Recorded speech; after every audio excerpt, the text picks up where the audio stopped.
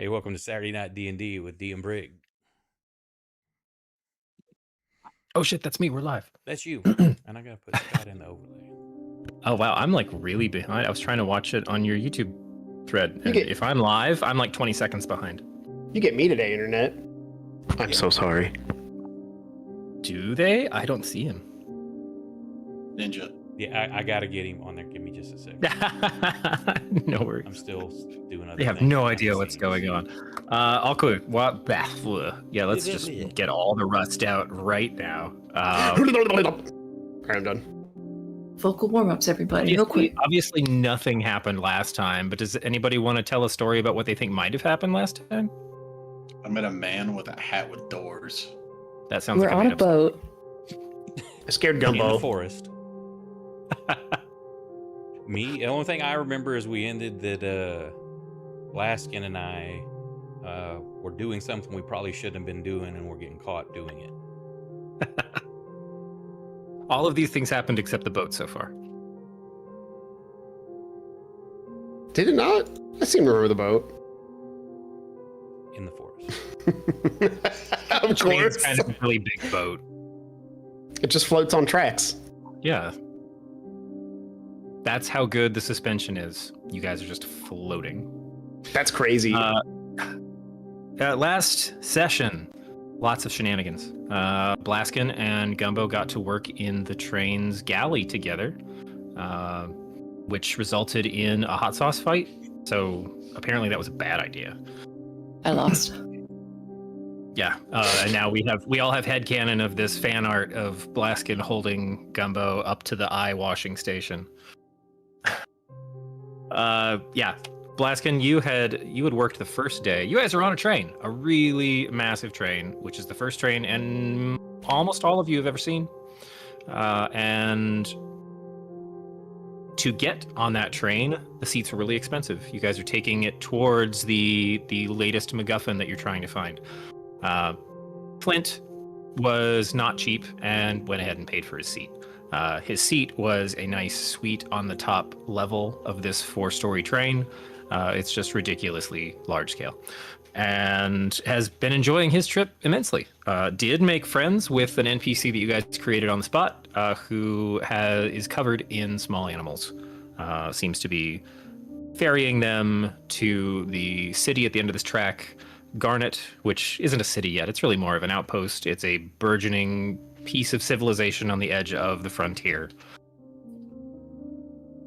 Gumbo and Blaskin and Lucky have been not paying for their seat by instead working in the lower decks of this train. Lucky has been very successful as an engineer. Gumbo has just made her name in the kitchen both days.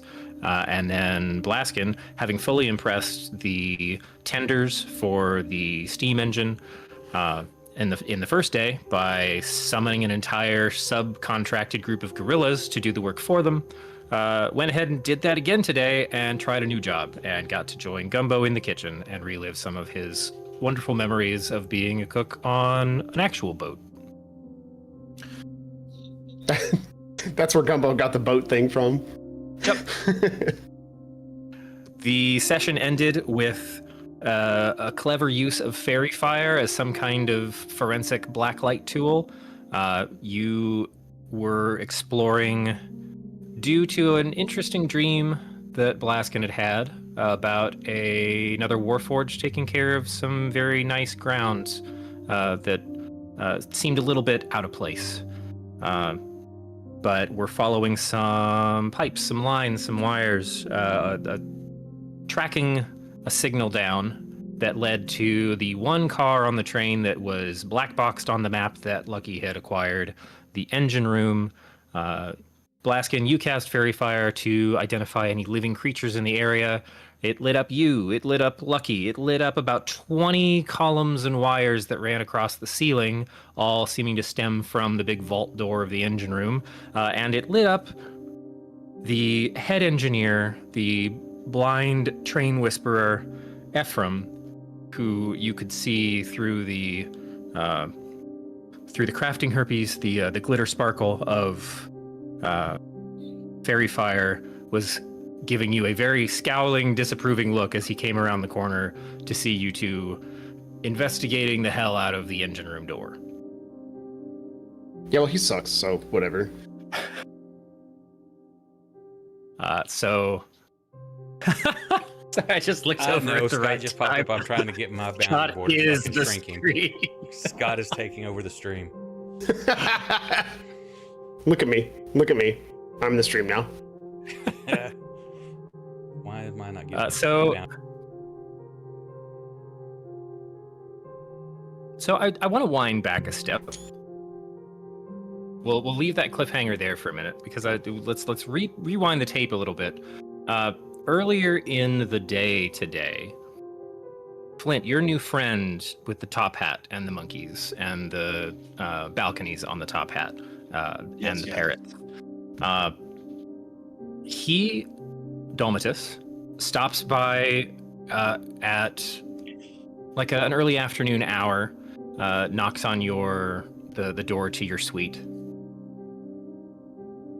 And should you come to answer it, or we'll say you come to answer it.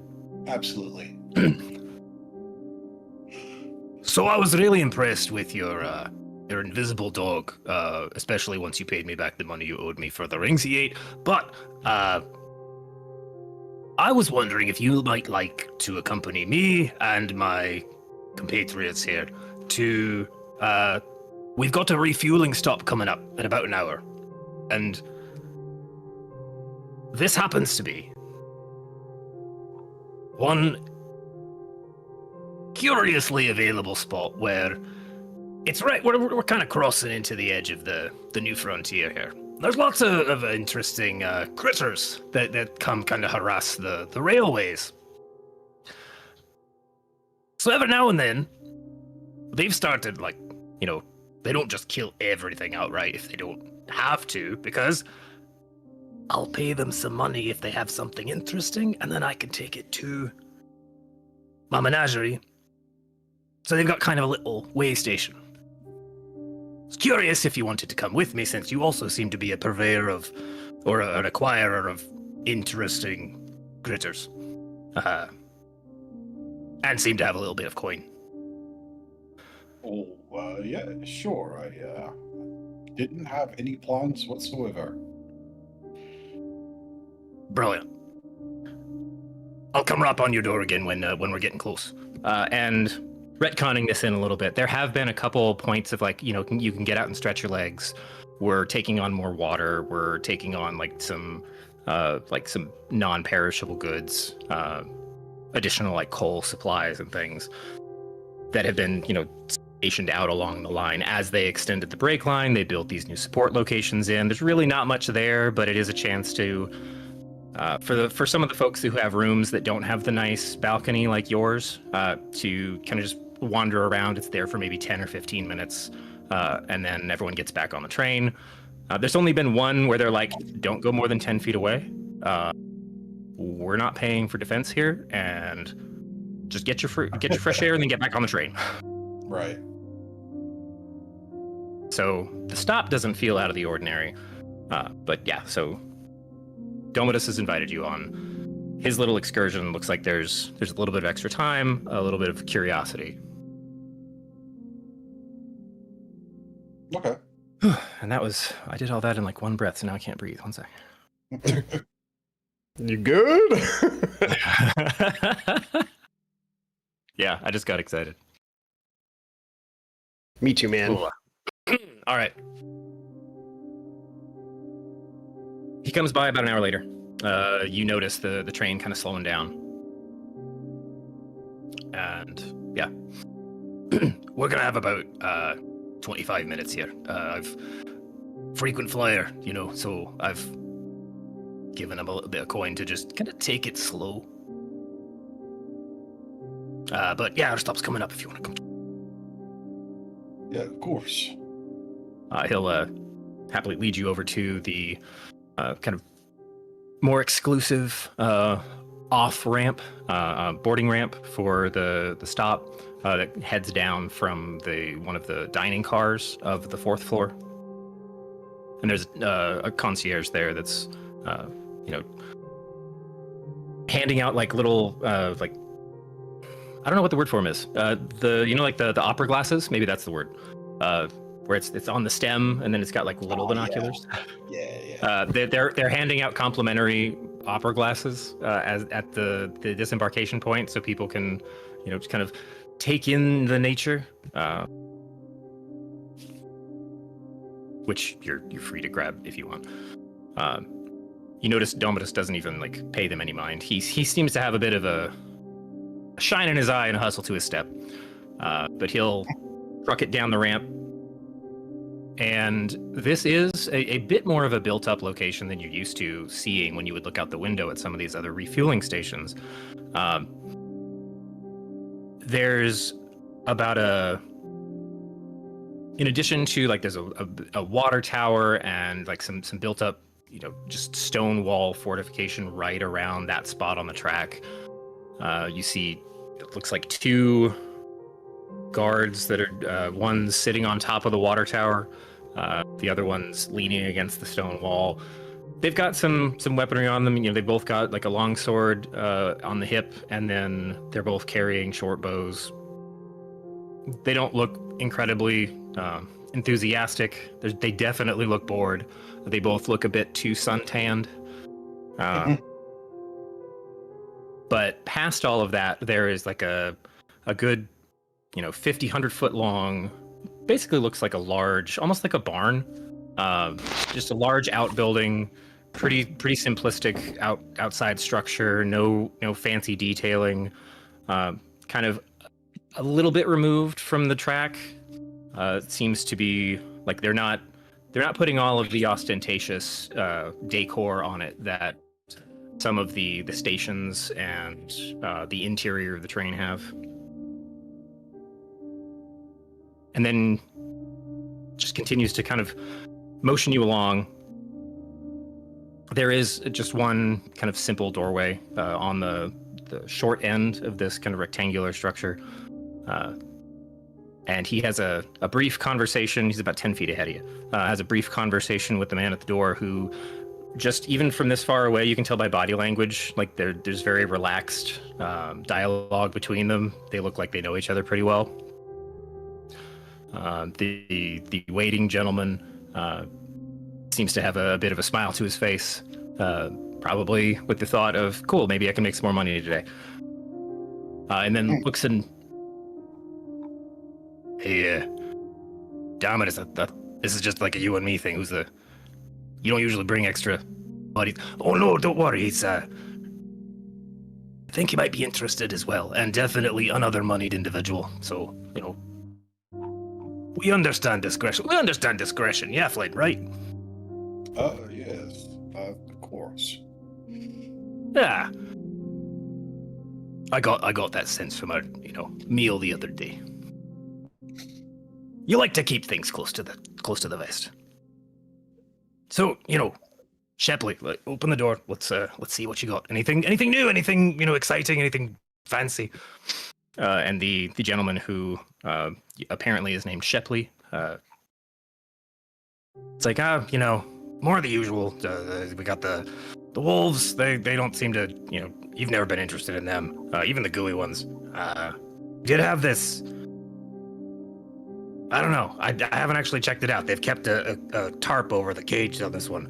The night shift guys, they were saying something about like a creepy snake, like man-sized snake. It's fucking weird. I haven't checked it out. I just started my shift about 20 minutes ago. So with that, Dominus kind of, puts his fingers together like, okay, I don't do snakes so far, but we'll see. As you go into the building, you notice it's just barely wrapped around 2 rows of cages. Large, 5x5 cage cells on either side. Some of them are then, if you were to step into it, there was, tables with much smaller boxes of there's some insectoid looking things that are in there making weird kind of hissing noises just on a steady stream. You see one dead monkey that looks similar to the one that the kinds that have been crawling on Domitus. And Shepley, like, whistles to somebody outside. He's like, "You're supposed to clean that one up." Oh, shit. And as we walk down the aisle, what's one other kind of unexpected, can't be more than like a 5-foot cube, creature type that you spot?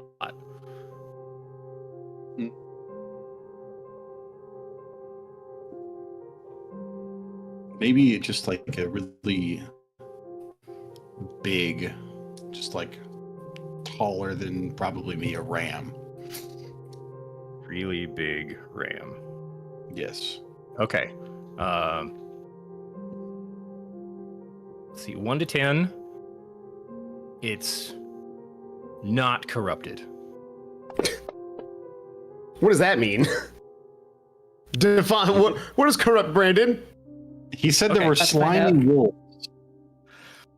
So, oh, that's right. You can't see that roll. So that was an 8. So this is just a very, like, girthsome. He's a thick boy. This is a ram that is started. You can. The fleece is sticking out on the sides of the cage because he's basically just been shoved in there, and turns out if you squish him enough, he's about a 5-foot cube.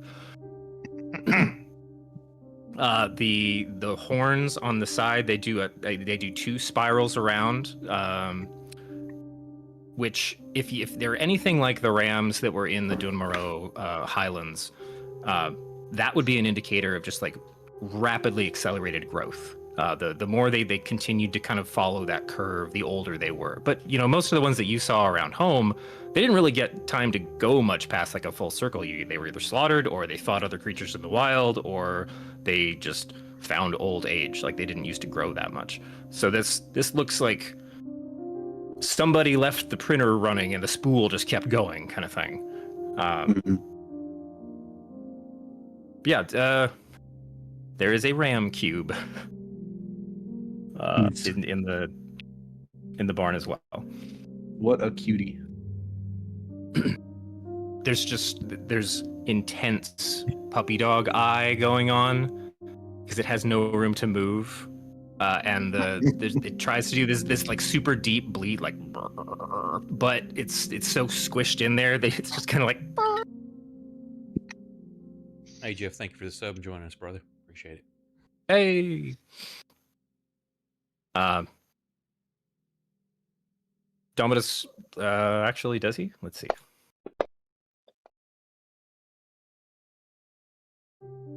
You see Domitus like just pause for just a second, looking back and watching you just that catch your eye. And he just kind of has a quiet like laugh and a smile, and then keeps following to, there's a like 80% of the way down this barn, there's a cell same size that has just like black like heavy canvas wrapped all around it.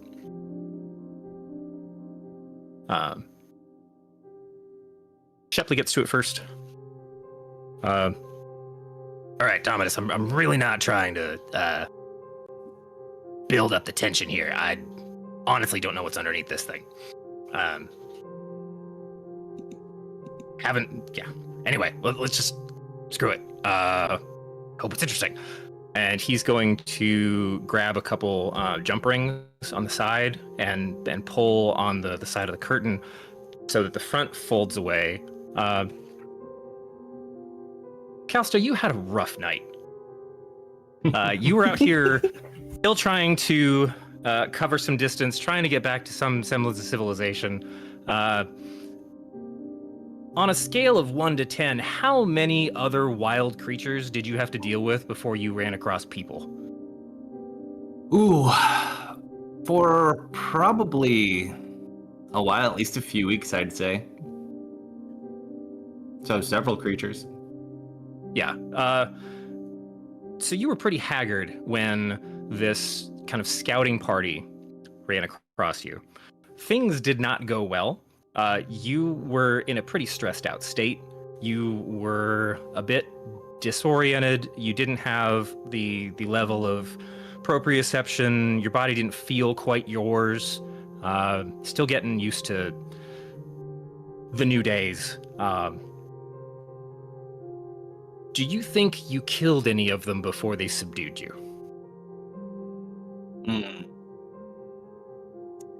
In a panic, it's very likely. Out of fear or just pure reaction. Okay. So you're they basically knocked you out cold by the time all was said and done. The party that found you was 5 people. The party that brought you back was 3.5. So you hear this rustling of heavy canvas. You hear some kind of muffled voices starting to come through the ringing in your head. You feel the heavy weight of thick iron banded around your neck. Your hands feel heavy before you notice that they're kind of clasped in front of you. You can feel that there's a round flat object. It's not cluing in just yet. There's a round flat object still clasped in your hands that are you can't open them to see what it is, because the manacles are just this block, honestly, of metal. And how would you describe what Flint sees when this canvas is pulled back? So when you first take a look, you immediately see what appears to be a beautiful human woman. However, as you look closer, you start to see different features, kind of luminescent black scales almost growing, very snake-like down the neck, and the eyes are more snake-like with the slits. Just backed completely as far away from you into the corner as possible. Looks very, very beat up. Probably at this point very underweight. And just staring, waiting to see what happens next. And this is like weathered, to say the least. Soot smeared, gravel scratches on different parts. The clothing has taken a beating. It's threadbare in some places. You notice calloused knees, like scraped and road rashed. And the first thing that happens is Domitus. Shipley, pretty sure you've never been in the business of trafficking. I think that's They said it was a snake. They said it was a snake. I don't know what she's doing in here.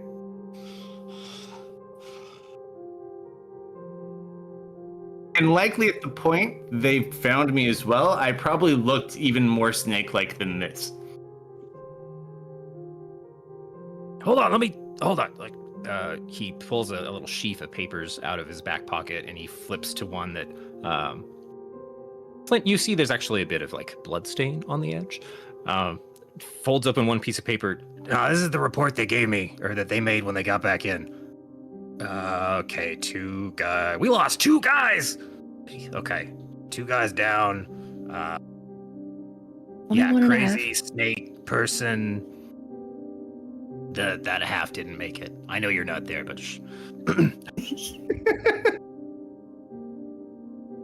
this does not look like what he wrote down.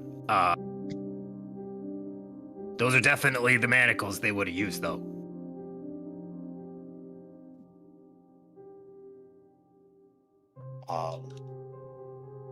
Well, thoughts, not a snake. Snake adjacent, maybe.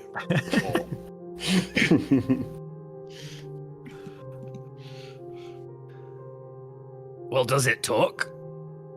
Hello, miss? I'm just gonna kind of look. It's just the 3 of them, yeah? Yeah. Yeah, I don't trust any of them. I'm just gonna kind of go like I'm gonna start to talk, and then I'm gonna tug against the manacle on my neck and just kind of point it.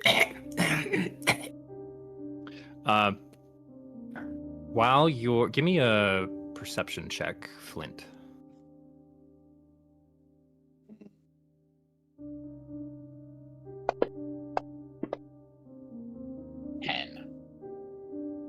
While this caged individual is tugging at the collar, something falls through their grip,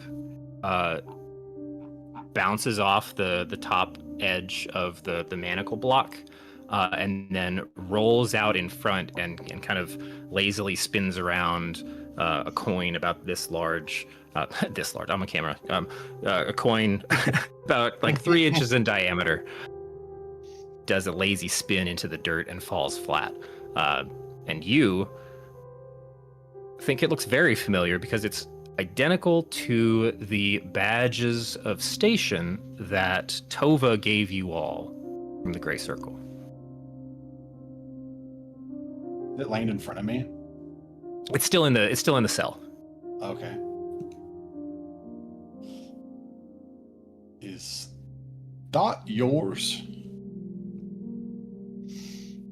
Yeah, I'll reach out. I'll kind of look and start reaching as far as my manacles will let me go. Yeah, it fell in front of you. You're not bound to the back of the cage. It just fell out of your grip and rolled up to like the midpoint of the cell that you're in. Yeah, I'll scramble and kind of pick it up and just hide it.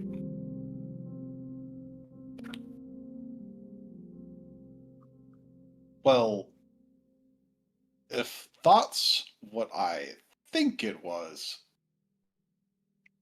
they might work with me.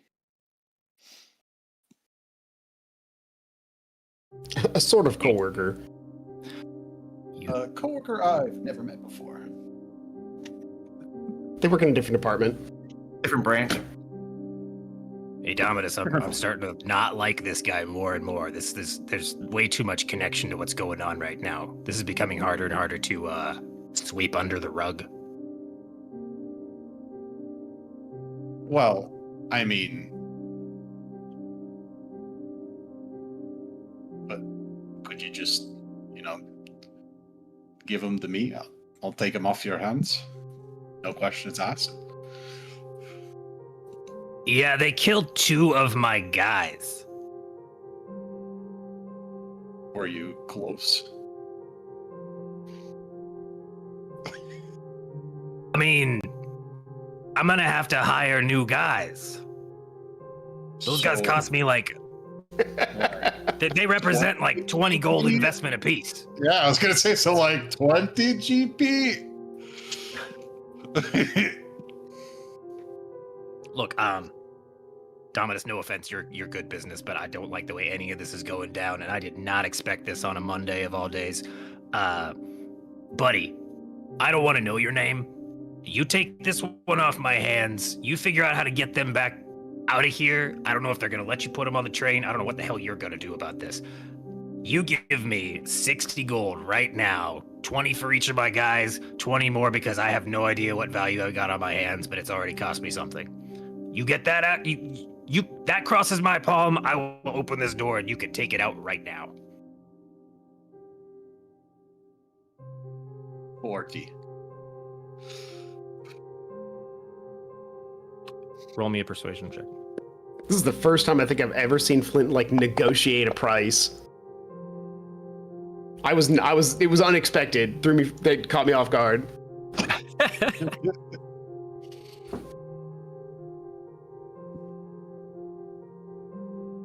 And that's 4 seconds. Okay, yeah. I read that I'm supposed to wait at least that long to make you think that I wasn't going to do it. Yes, please. Yes, please. I read that somewhere. Down to 70 GP. All right. Okay. You stay right here. You don't disappear. I'll be back with the right keys. Shepley's just he runs. Like he was on a casual saunter down the aisles. He runs, and it's not pretty. This is not a runner. This man likes to sit in chairs. Are these like chains like through the edge? Like they're like pinned down on a stake?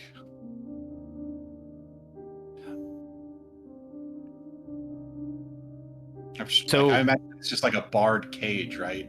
But yeah. And so I'm like, do the chains extend past like the edge of the bars and just like pinned to the ground on a stake, or? The individual in the cage is not chained. They've got a heavy collar on that is attached to the manacles, so their hands stay like within range of like the upper half of their torso. Okay. It looks like there's another like welded ring to attach something to, like if you wanted to put like a leash or lock them down on the back, but there's nothing currently attached to it.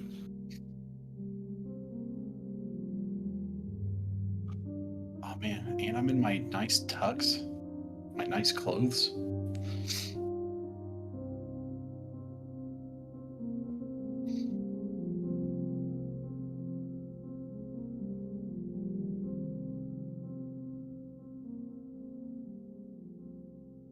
Were you thinking about something, or?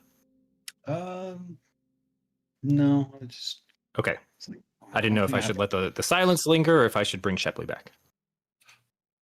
No, I don't think I have anything to add to that right now. Okay. Yeah, Shepley comes running back just as gracefully as they ran out. He's carrying a heavy set of very cliche iron keys. Finds the right one that opens the cell door, and Domitus follows his moves on this one, by the way. You guys are standing in front of it. He puts the key into the door and then braces himself against it, and as he opens the gate, he steps back behind it, and the door essentially creates like a defensive line because it's just wide enough to cross the open path between the two rows of cages. So they're now kind of behind the door, blocked from the hallway.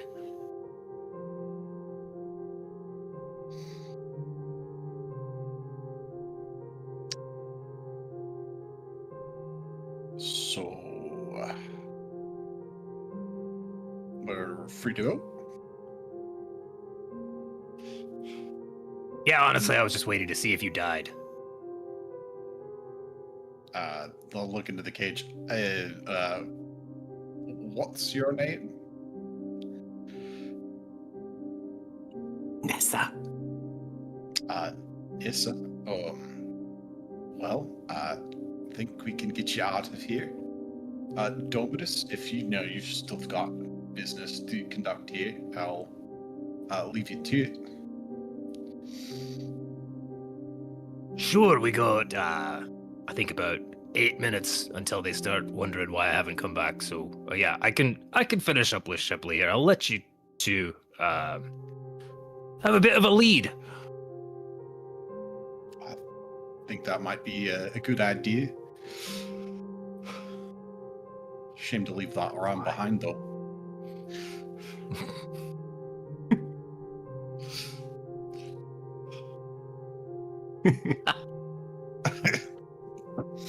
You know, the really funny part is that, these cells, the doors aren't 5 feet wide, so I don't know how you were going to get it out. I don't know how it got in. I'm gonna bend the bars. I simply do that. I do that thing.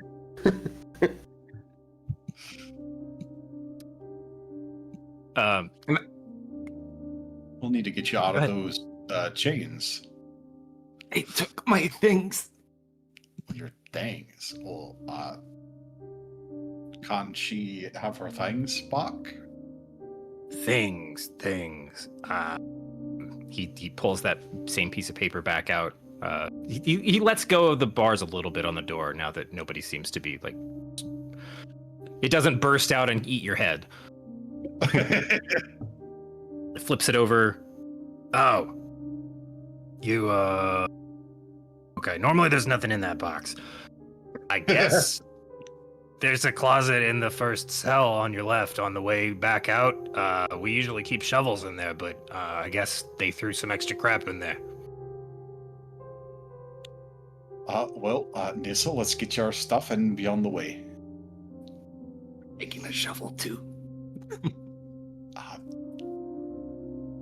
I don't see why not.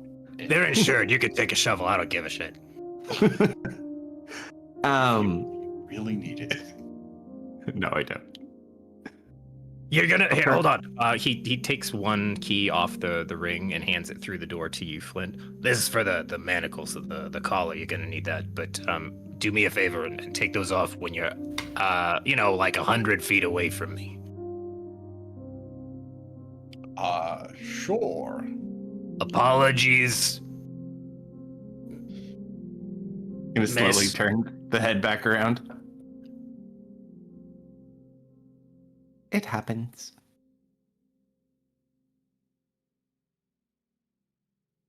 I hope this. Well, for doesn't me, happen. this is the first one. So yeah. Kind of like Pleasant rub at day. my neck. Just nod my head. And I will follow this dwarf man because this seems like the best option to me right now.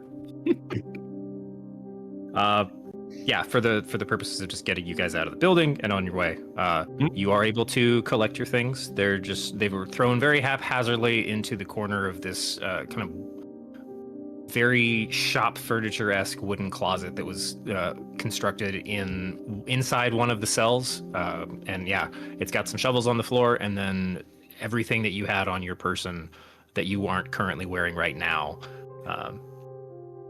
Anything that went on your character sheet. I'll just gather everything up. Most of her stuff that she's like layering on, like a robe and then a cloak, look extremely beat up and weathered. Like they've seen. She's been hit a lot. But I'll gather it, pick up a shovel. We'll look to Flint. Want one? No, I'm good. I'll put the other one down. On shovels.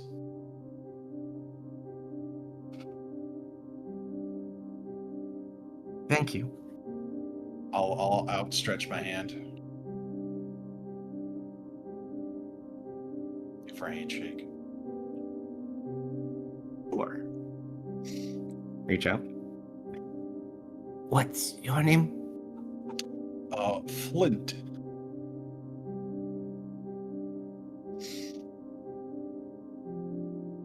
Thank you, Flint. I do hope you'll come with me. I think we have much to discuss. Just kind of nod her head. And I assume that at some point you'll grab my hand, and I'll hit you with some lay on hands.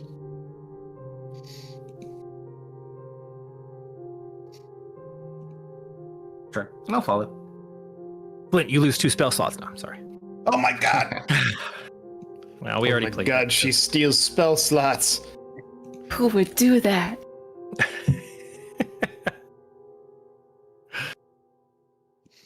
Do you head back to the train? Yeah. Hide my head as we leave the area, like turning away from anyone that might recognize me.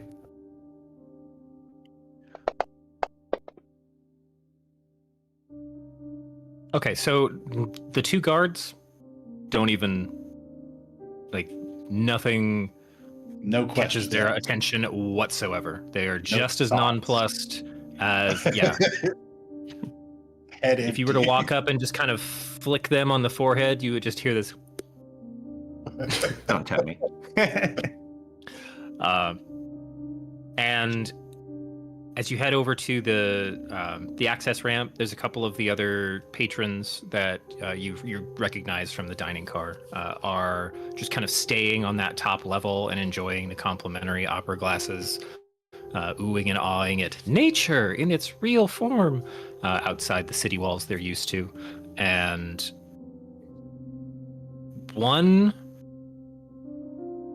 really you only get one visceral reaction from the patrons because they've got enough awareness around them to notice you coming back up, and it's not just you. There's somebody following behind you. Nessa, do you stand significantly taller than this dwarf?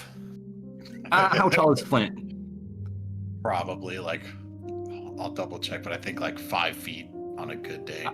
I am a good 5'9" then, so yes, I would say so. Okay. Yeah, so you're not 4'6". Must have been a bad day. It's a bad day.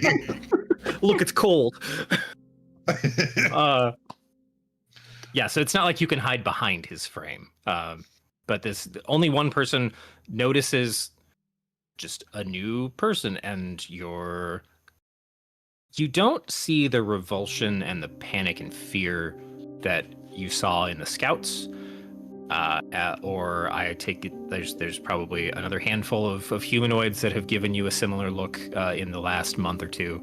But they give you like a head to toe scan, and it's an immediate disapproval of like, they'll just let anyone on the train these days. But surprisingly, the attendees for the train car themselves just kind of nod to you, Flint, and don't even react to the new passenger, who seems to be following you. If I could catch one of the waiters or butlers or whatever, like, could I get a dozen burgers and have a deep note deliver it to my room? Certainly, Mr. Wintermite. Much appreciated. And enjoy your new company. And just kind of winks at you and then wanders off. I'm not sure how I feel about that one. He knows you just bought a person and he's super into it. They don't judge. We don't shame here. There'll be no king shaming from me, sir.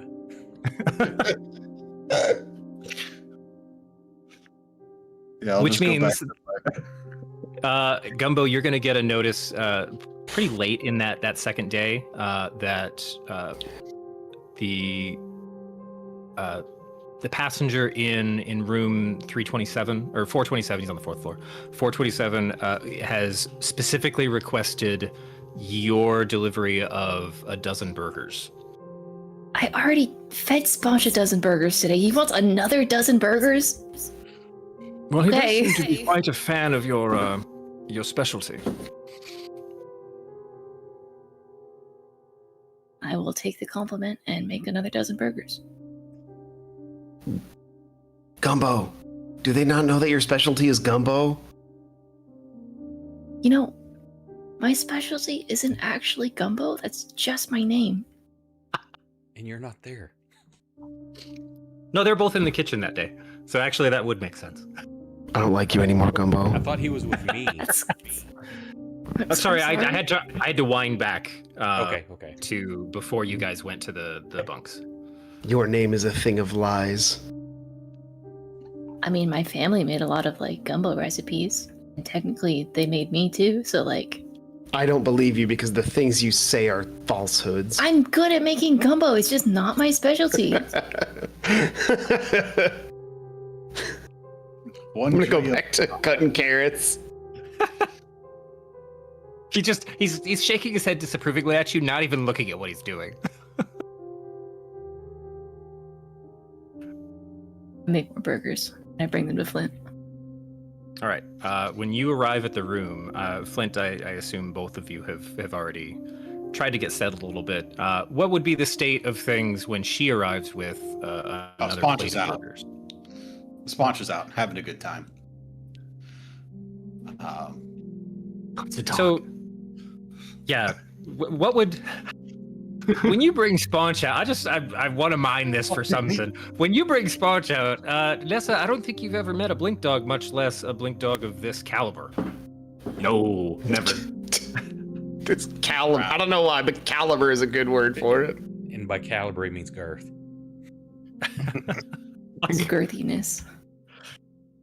I mean, that's basically how they describe bullets. What is this creature? Oh, that's Sponge. Are they all that shape? No, just Sponge. When you say shape, he's kind of. You've noticed Sponge is searching the floor, scanning for. Well, you're not sure. He's very intently searching the floor for something, and then when you say shape, he finally clues into your presence and looks over at you. And there's a couple deep, like, throaty sniffs, and then the ears go back, and the it's kind of weird because he's spherical, but somehow, like, the back haunches go up, and it's like he's in just a little bit of a pre-pounce, and there's this very slow guttural, like. This is Nissa, Sponge. Now you be nice. Aw. Gonna stay very still. You don't have any magical items on you, do you? The confused look. Why do you ask?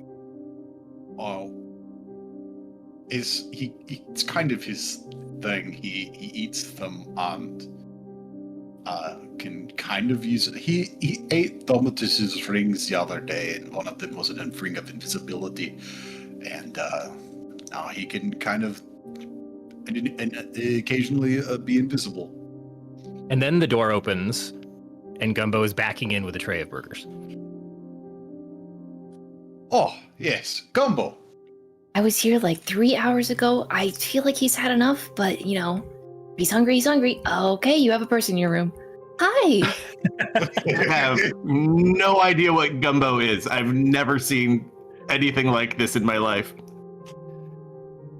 He's even smaller than Flint. Gumbo, this is Nissa. Nissa, this is Gumbo. Oh goodness, I didn't know you had company. Where are my manners? Very nice to meet you. You look like you've been through a lot. Are you okay? Can I get you anything? Are you hungry? You have 8 burgers left on that tray. Or decide fast, or else I'm gonna have to go back to the kitchen. Sure. Oh, I hope you're not a vegetarian. I hadn't really considered that. Oh, I can go whip up whatever. Any allergies? I just take a giant bite out of it. What's a vegetarian?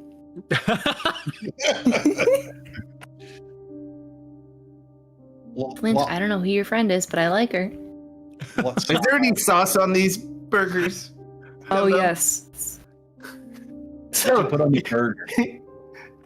after the big bite, you just watch the split forked human tongue just clean the lips like bloop bloop. It's good. So, Well, do you? I hate to impose, but I saw that coin he had in the cage, and that's yours, isn't it? Kind of sorry, look at it Kate? and we'll nod yes.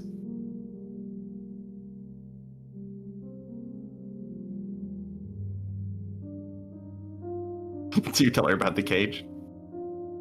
Oh yeah, he found her in a cage. Just outside, or He bought me.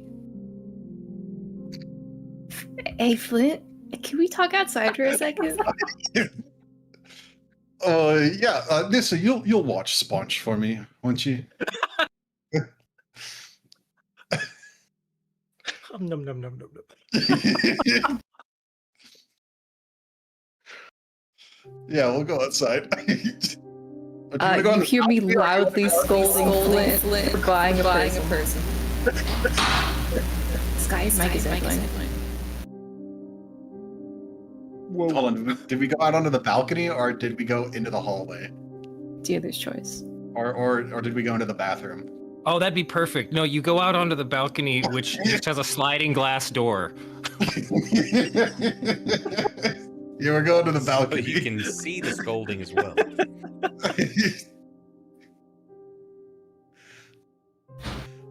Hold on. Nessa, by the way, Sponge finishes the burger that they were eating and then just sits next to you as you both watch what's happening through the sliding glass door. I'll reach over to the plate, grab another burger, hold it out to him as I'm eating mine. It's like you're both locked in watching this, and he just barely leans over, grabs it with his mouth. You got to hit me with some of the issues you have with me buying a person, Kate. Okay, first of all, the ethics. How did you even find a person to buy? Train stopped for 10 minutes. I just want to say that I went out originally to look at cute animals, right? That I did not get invited. Oh, and they to- had people. He's digging. What a He is surprise. digging. I did not get invited to the trafficking lane. All right, off the train. All right. My cool new friend invited me to check out some animals, and Your cool new trafficker friend he's. took you to the people convention. What was I supposed to do? Just leave what are you gonna it do in with the a person? No, I mean, okay. This is better than, a person. She would still be in the cage otherwise, right? So this is better.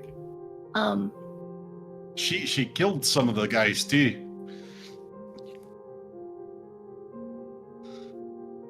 Okay.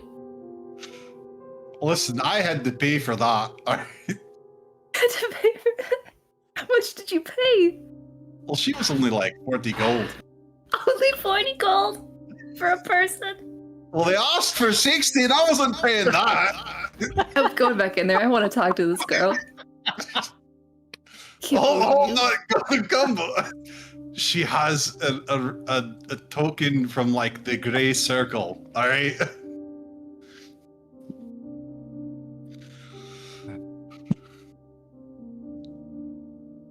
Okay. You would have gotten her out even if she didn't have this token, right?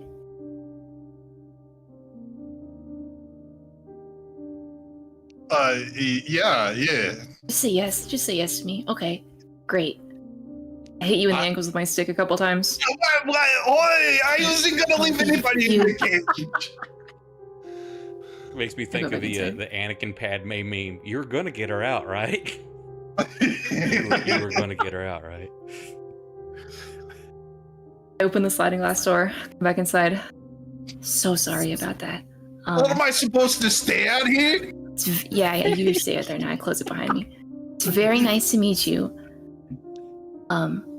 Were you trying to go anywhere? Is there anything we can do to help you? I have a confused look. I don't know where here is. Well, we're on some sort of big machine. We left from Sharn a while ago. We're heading towards Droam.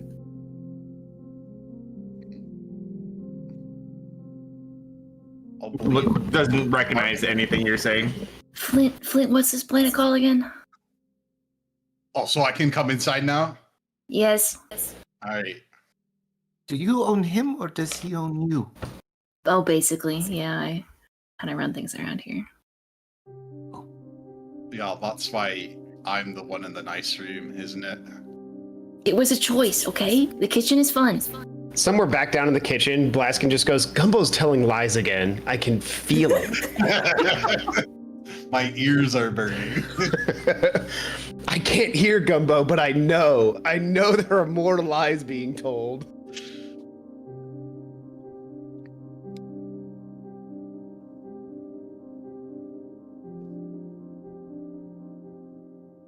Yeah, we're not exactly from around here either. It's okay. You're welcome to tag along with us until maybe you find your feet again. He's gonna like hold on to the last bit of the burger and just take a bite out of it. I hear it's good. Yeah.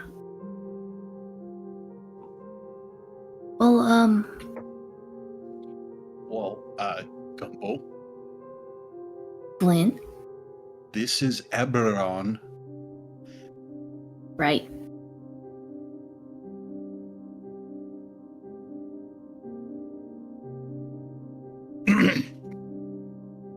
So She just looks completely lost. work with the Grey Circle, or how did you get that token? Don't know if she specifically remembers. She would have been holding on to it for a very long time.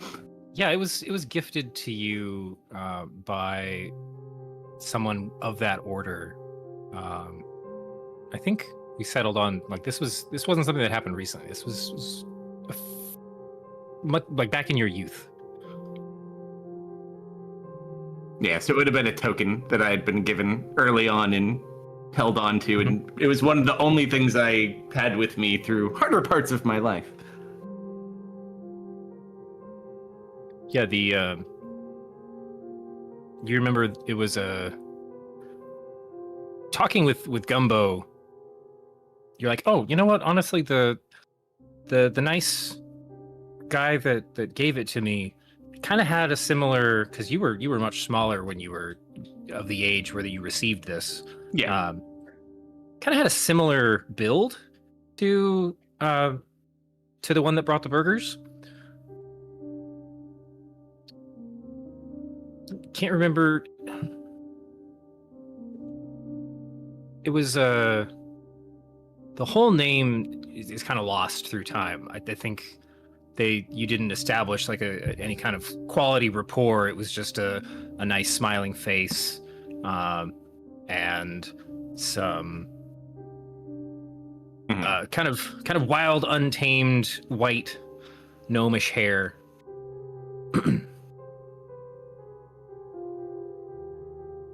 But then Gumbo would be super interesting too. Yeah, not the same skin tone. He was more peachish, but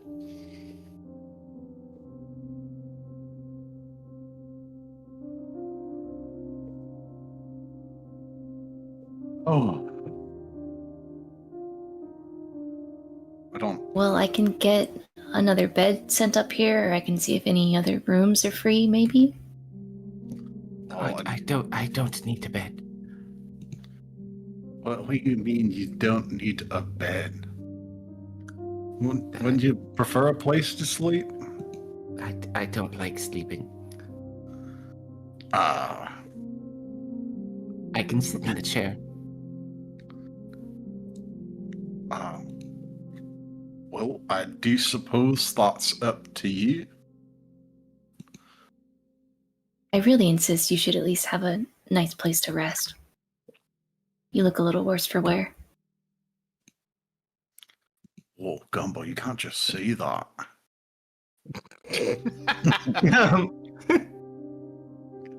No matter how Also- true it is.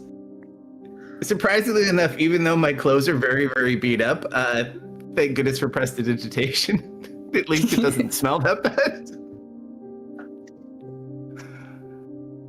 Nessa, when you're looking around the room and they're mentioning, well, you were like, yeah, I guess I could rest in that chair. You take a second glance and like this is not a simple room. There's probably more padding on that chair than you remember in most beds you've been in. Ooh. So Yeah, that'll work. This is not slumming it by any means whatsoever. Oh yeah. No, I'll definitely make use of it. But she certainly isn't going to trouble them for anything. So she'll just kind of be wherever there is stuff. But she'll sleep. She just does not like to. like read the book until you pass out. And Gumbo, if you do put out any feelers about, hey, are there any extra rooms available? That gets shot down pretty quick, as like those are for paying customers. If existing customers want to bring their own entertainment onto the train, they have to be kept to their room. Okay, entertainment. God. What an Do I interesting technically place count to as a pet? No. Oh, you're like, nope. Nope.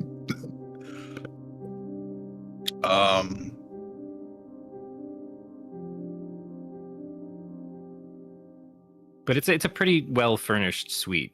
You have the, even if you were to stay in here, you have the ability to wash, like, Oh, thank God. like, yeah, you can Yep. ice hot bath, towels. I know how all these things work. I go straight. I will see you in 2 hours. There's a sauna. And I take another burger on my way out. Probably not many left at this point. No. I should really get back to the kitchen. I'll bring you guys dinner in a couple hours. Any requests? Not you. Nessa? What? We'll hold up the last burger she just took. I'm okay. You sure? No favorites? This will be enough for today. All right. Thank you, Gumby. Flint, be a gentleman. I'll see you in a little while. When have I ever not been?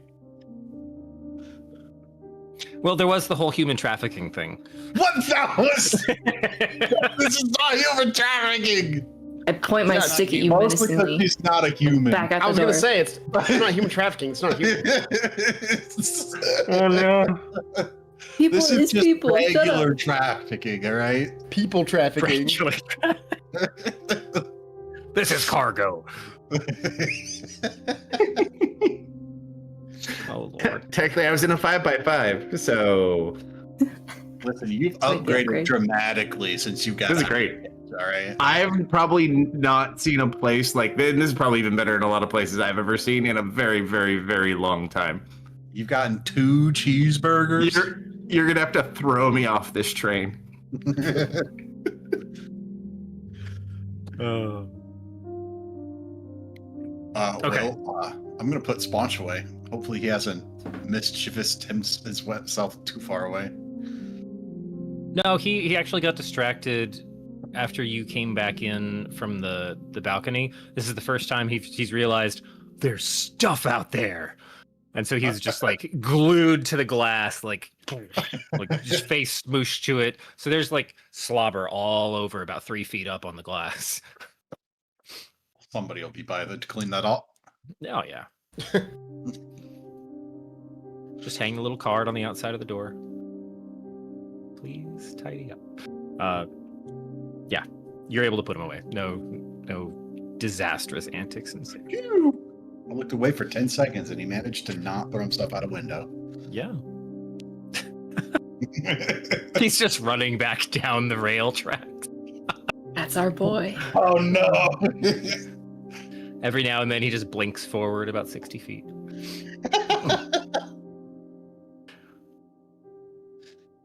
All right.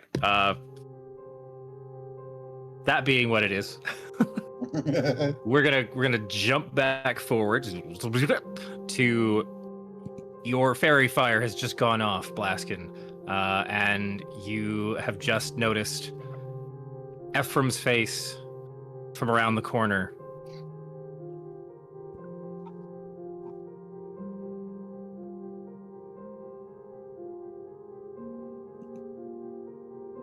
Have I noticed him? I guess I also? should ask: are you? Yeah, it's not just in Blaskin's view. It's pretty clear. So you saw everything that highlighted from his spell.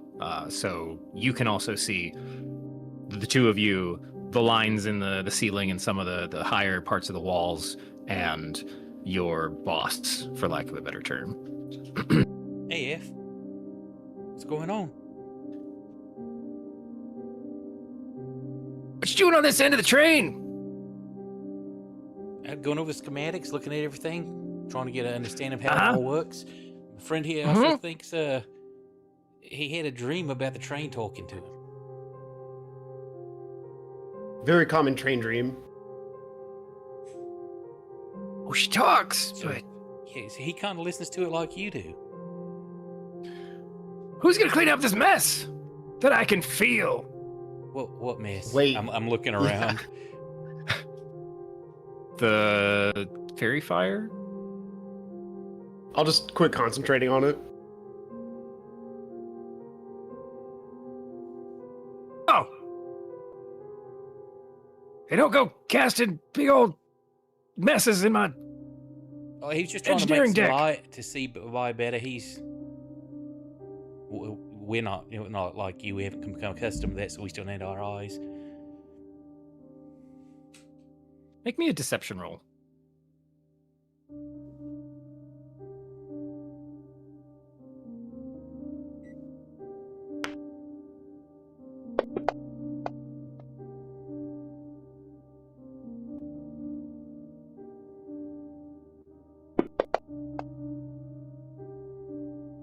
Oh. Beat me by 1. Oh no, I've been doing so good about logging into Fantasy Grounds for like 8 months running, and I just now noticed I'm not logged in. I wasn't going to say anything. God. I've been doing so good. No need to be up this far up to proprietary engine components and sensitive to... Yeah, don't tweak anything up here. I got it just the way I need it. Yeah, we weren't touching nothing. He was just listening. What you listening for? Birds chirping. Make me an insight check. Hold on, I'm Yeah, still logged you can in. do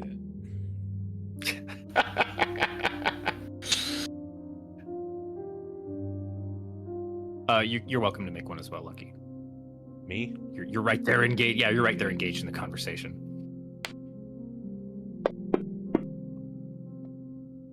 At least Brandon didn't have to ask him for an insight check, and then I started logging in. I was in the process and almost done already. Could have been worse. And remember, if he or I think he would automatically do it for me. If he rolled a 1, I can have him re-roll it. Yeah, no one's rolled a 1 yet. We don't roll runs. We don't roll ones in this household. Please don't roll a 1. Thank you. Please. The thing, please do not embarrass me like this. So Blaskin, you see his frustration shifts to concern for just a minute when you say that. Before he kind of switches back to that, like he's got a lot of this dad who's pissed off that someone touched the thermostat kind of energy.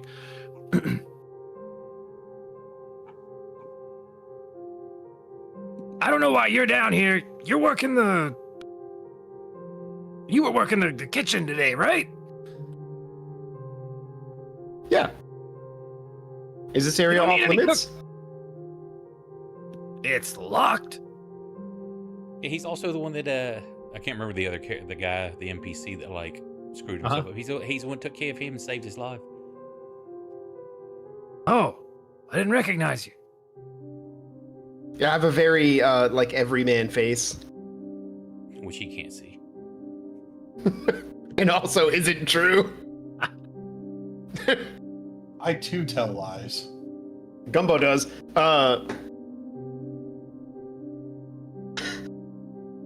Look, you best be getting back to the bunks. I'm gonna need to check this over, make sure all the configurations still set the way they're supposed to be. She's real temperamental, this train. I bet she is. What is the big door that is currently behind us? If we're facing him, what kind of door is it? Are you asking him or are you asking above the table? Like for Above the table. Like, what did I detail? see? It's the door. Well, from your spell, nothing. The door itself is very. It's giving like bank vault. That's what I was thinking. Solid metal that's got 2 spin down wheels on it to lock it in place. And it's just like there's a very not fluid or not a very simple metal plate in the center that again reads Engine 9, but it's not the branding of the line. It's literally just like Times New Roman, center of this plaque. Okay. Yeah, we can go back, Lucky. I think I've got everything I need. I've seen enough of the train for now. We weren't messing with anything, Evan. We didn't touch any dials or knobs or anything. We weren't trying to break in nothing. He's just listening. Mm-hmm. And it was my idea because I've seen you do it, and he was asking me. So I'm like, asked him if he could hear. Well, good luck hearing anything. This is a skill that's been honed over decades and decades of working the machine. Do you hear birds chirping in the train sometimes? I mean, it's not exactly sealed. I hear birds chirping anytime we stop. Okay, I was just wondering.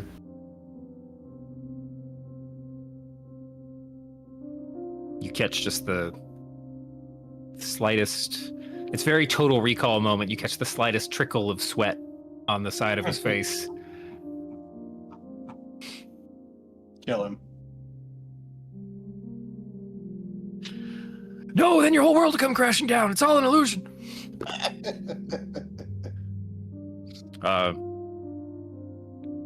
So does that? Do you guys make your way back out? We'll head back. Yeah. Okay.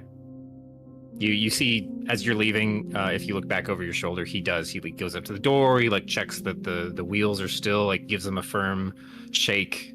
Starts running his hand along to find a couple different like breaker box like looking devices at different points along the wall. You see that they sit across 3 or 4 of the lines each that lit up with your spell.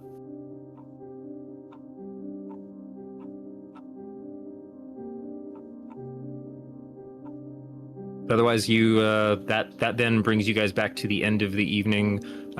Gumbo, Blaskin, and Lucky, you all come back together at the bunk room. You guys would not believe what I saw in Flint's room today. Oh, no. What was it? Was it He Sponge? had a girl You over. didn't walk into What? him in the I shower. thought Flint was like married to his god or something. Isn't that what clerics You are? said he had a lady friend in there. He had a lady. Well, I don't think it was a lady friend so much as like a person that he bought. I think it was called. I had no idea that Flint was into prostitutes. She Yeah. seemed a little. I don't know. She was like a little nervous. I think a little disoriented. I felt so. I felt so bad for her. I don't think so. Well, I have heard that a lot of those ladies that perform that profession tend to use. No. narcotics and He's stuff like to numb He's a themselves. good guy. I think he was just he went to a maybe shady place and she was in a bad situation and he got that's what her he's out of there people- On the train? when we stopped. Oh, There was just like a person store. and we didn't go? It's called the red light district from where I'm at. Only for rich people, I guess.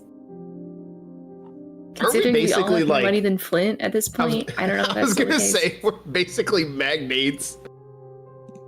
Clearly a character assassination attempt over here.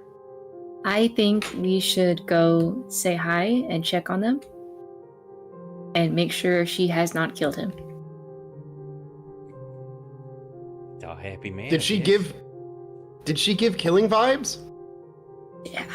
He did tell me that she killed a couple of guys who put her in a cage, which, That's I think most of us would have done. I was gonna say, we don't judge. We don't judge. We don't judge here.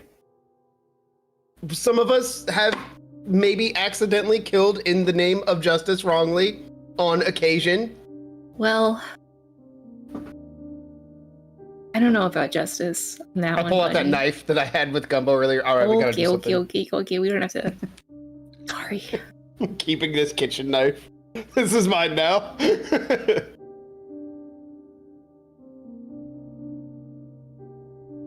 We should go say hi. Introduce ourselves. If we have to. Also, I said I'd bring them dinner.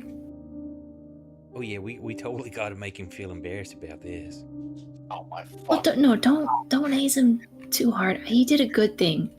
Well, you said not too hard. You didn't say not at all. At a good price, I might add. At a good price. Gosh. Well, the hot Why did I flash say is that? awful lot. Gumbo, I have a weirred question. What's your weird question, buddy? Were you telling lies within the last 10 minutes? It's been a couple hours ago. How did you know? Your mouth was moving.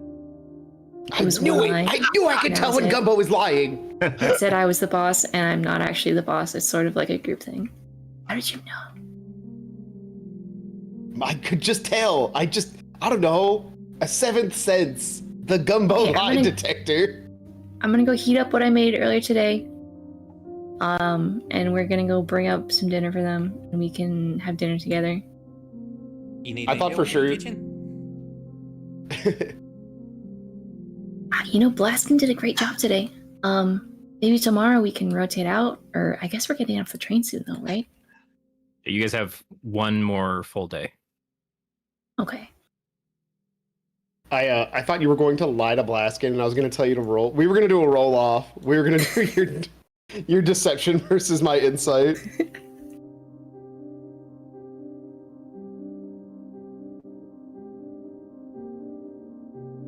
Gumbo, did you tell a lie? No.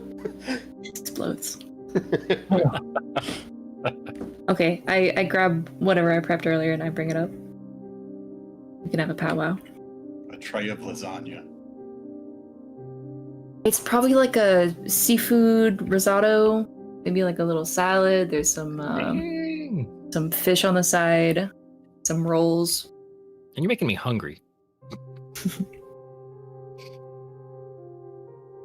And I bring a burger, a couple burgers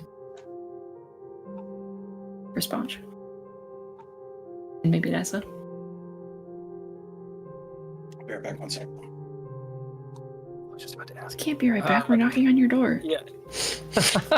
Nessa, you have had, we're gonna say, like a good chunk of the evening there before this everyone comes back together to try and wash away the last months and years. It's a surreal experience going from an existence of such survival and fear and panic and tension to almost a comical level of opulence.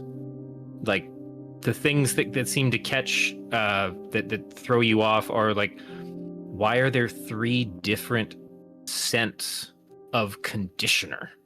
Like this is okay. We went from not being able to trust the water that you were around to, okay, I can rinse my face, but we didn't stop in the middle there. We went to, don't use water, that's too simple. Use these, potpourri laced options.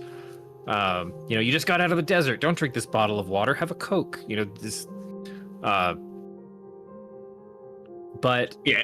you've been able to find a semblance of, like, describe like the one moment where like you realize what was Nessa doing in the last couple hours when it finally clicked that like Back. you can let the guard down for the moment. I think it was probably like the minute she just kind of sunk into that hot water, and this room is brightly lit. So having that sense of just feeling warmth and comfort and not having to like look anywhere. I can see all the like the walls and the doors. And I just kind of stopped for a second, like you said, looking at the conditioners and being like,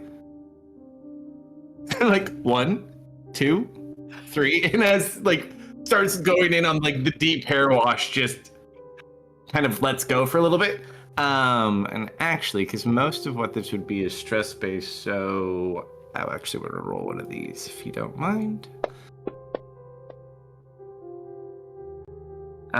For you guys, is low good or is high good on D100? Usually low's good. Okay. So I'd say that's probably almost relaxing enough from stress at this point that the scales kind of pull back a little bit and we go to the more relaxed variant of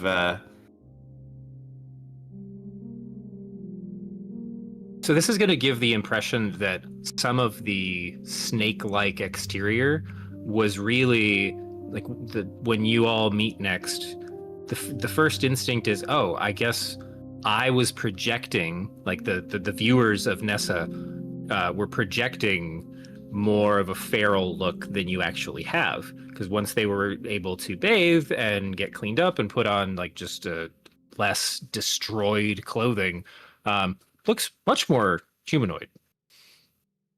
always has the kind of the eye's not as intense, but the forked human tongue is always present.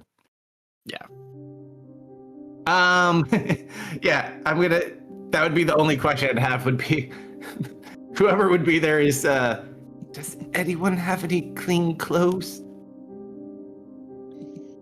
Oh, well. There was a very nice pile of robes. Like it wasn't just nice. they gave him one for the closet or for the room. There was a kind of mini closet of like 6 different sizes of I'm nice wearing terry cloth robe. 2 of them. So I put one on, I feel how soft it is, I put another one off, and I just go sit like in the most comfortable place I can with my feet out. If they have slippers, I'll take those as well. Yep. And like this is a lot, but in like a good way, and I just kind of sit there and take it in and try not to fall asleep from the comfort. This is so funny because we just watched the episode of Fallout Season 1 where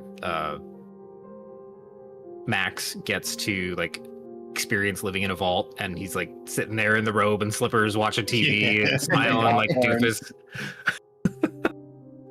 Oh yeah. What is this cable? So yeah, when you guys make it back up to the room, then I assume Nessa is fully armored in terry cloth layers, in the super comfy chair, feet up in slippers. and again, like the visage, still some of those more animalistic elements and the forked tongue, but like as far as the face and more of the exterior seems much more subdued and closer to the humanoids that you're used to seeing.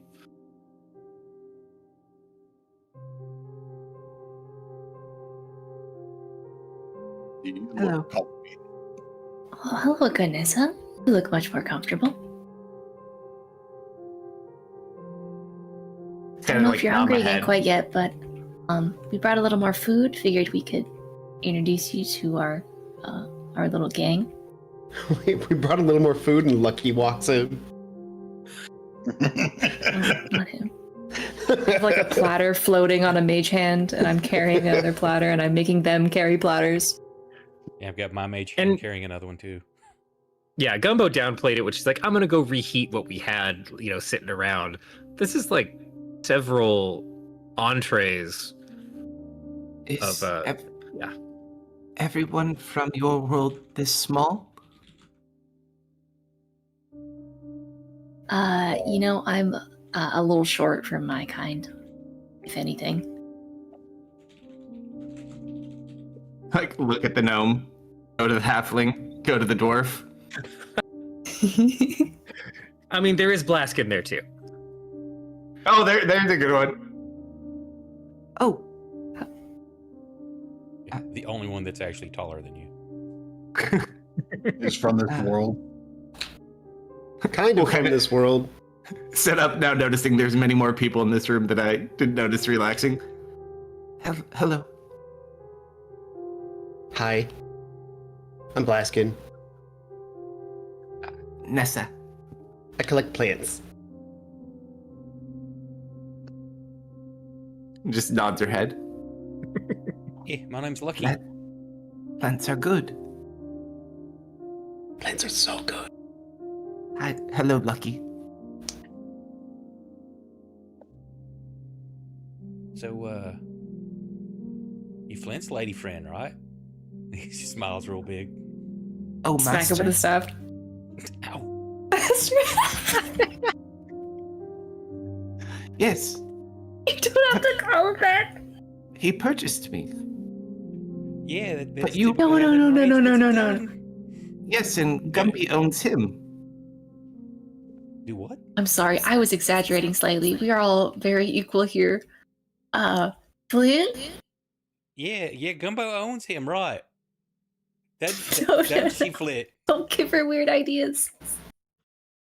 I do not know what you did to make her think this. All right. Flint's eating from the platter as we speak.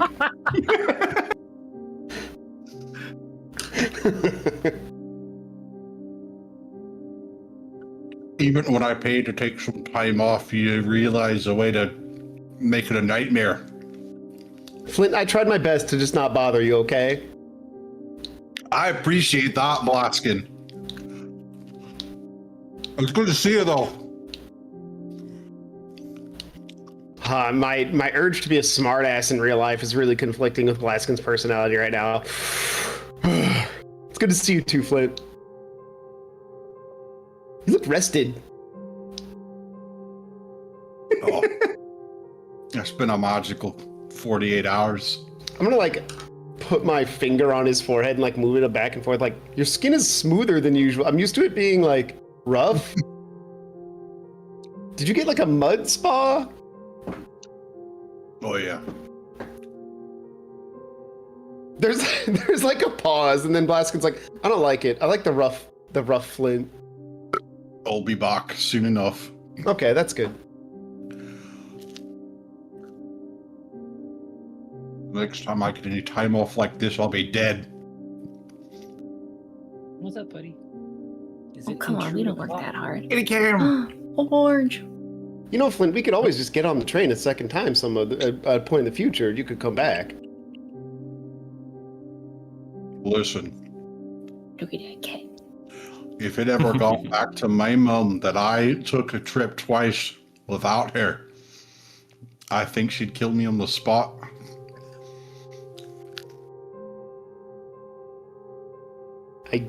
I straight up do not remember your mom.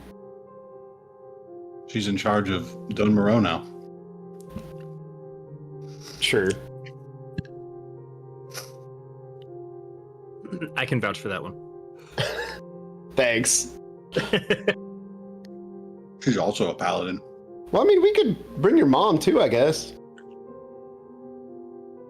Anyway, we're getting off topic. We're not going to play the theoretical trip with Flint's mom this session. That's next time. It'll Well, probably you That's get next session. really deep into the RP.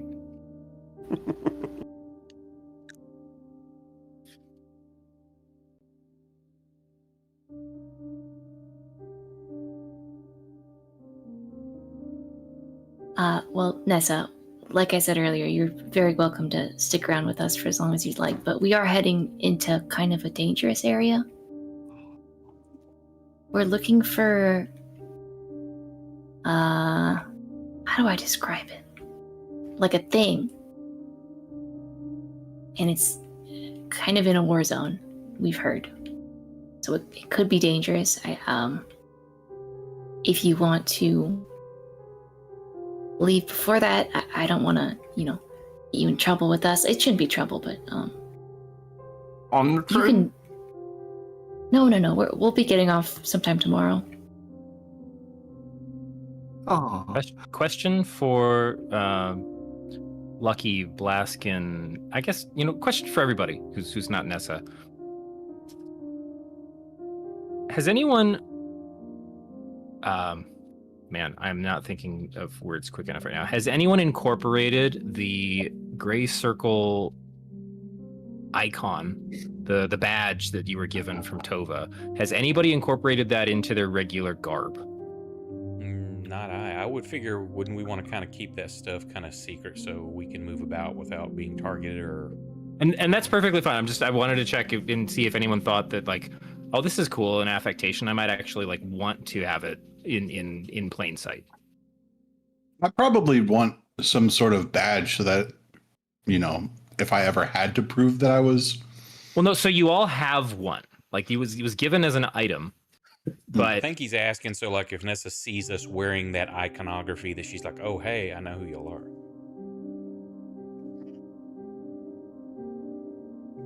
Maybe a necklace. Because I know that you saw hers when you purchased her,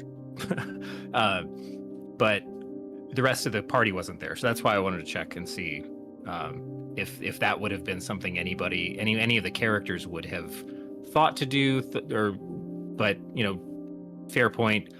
If it was just kind of default of I'll just keep this because it's. Yeah, I'm back and forth on it because it's almost like wearing your FBI identifier like on your pocket, as opposed to having something that you can show capital if you I need. for Inquisition all over us. Right. There's different flavors of that. So I don't want to lead anybody. I just wanted to see if that sounded like something that would have been in character. I still am rocking my mountainous plate whenever I put it back on. Yeah, I'd say probably not for Gumbo. Okay.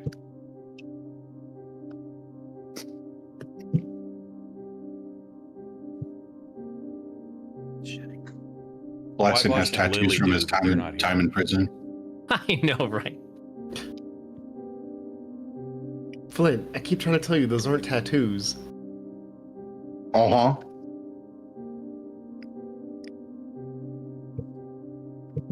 Oh no, it's happening. I can feel it right now. I'm developing the ability to sense when Flint is lying. So then, before I interrupted, I think Gumbo was just giving the descriptors of, yeah, we're going into some pretty, potentially gnarly shit. Perilous. If there's food to eat and a place to sleep.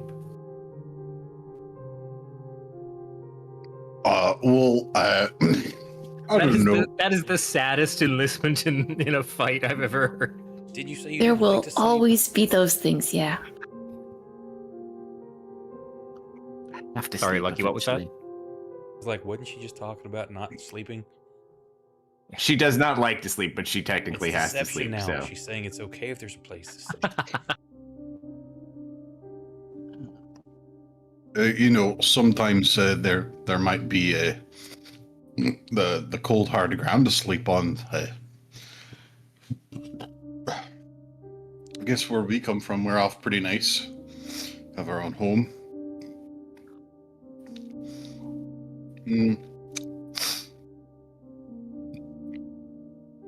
Don't know Yeah, we're about. from a place called Sigil originally. I don't know where you come from. Seems like not around here. I think I'll mostly focus on Flint. This man saved me. Whether he intended to get there originally or not. They fed me. They didn't throw me out. They didn't do anything horrible to me. And so far, they haven't stabbed me in the back.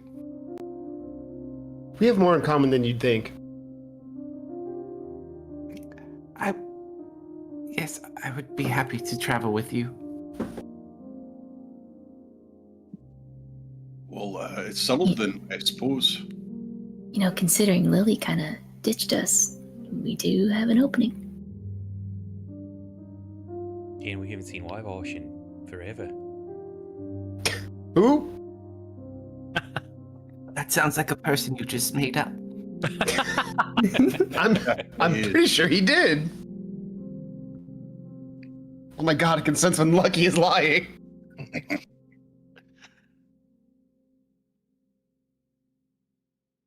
Wyvosh is busy helping reorganize some shelves at the Gray Circle HQ. He's like, why do I have indigestion right now?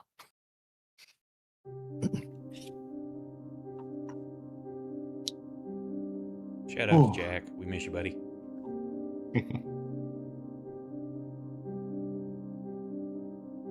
Well, if we're gonna be buddies, I'm just gonna rip the band-aid off. I have a bit of a weird thing. I'm stuck in here. I point at the staff. Not a super big deal, but if I drop it, please do put it back in my hands. Well, like, not. Yes, of course. Wonderful. She also one time got possessed by. Still don't really know what. That was one time, We're and just gonna go we ahead and go right came now, up with huh? solutions for that. Hi, new person. Here's some deep dark stuff that happened. Might want to hang around while she gets possessed and kills people. That one over there, the snarky little shit, he cooked my sister. What? Lucky just like lowers his head and walks out of the room.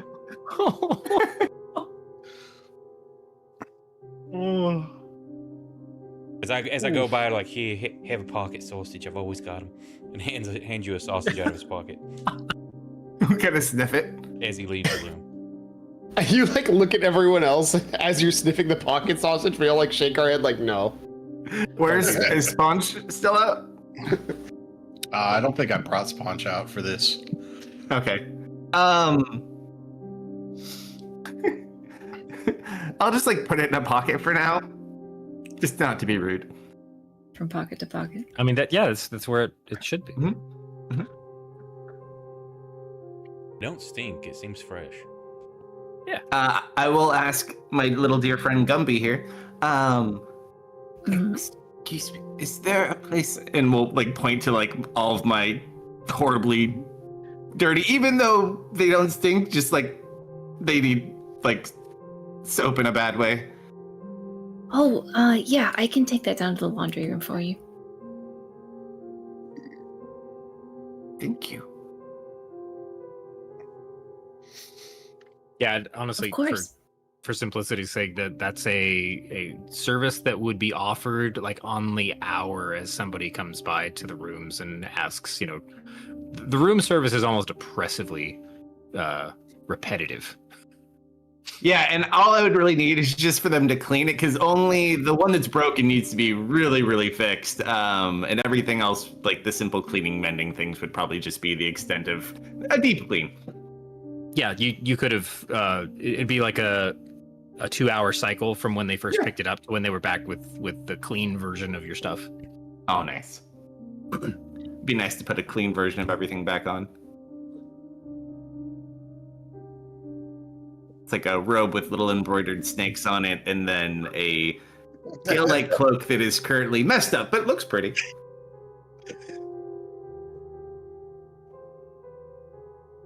Thank you, Gumby. Of course.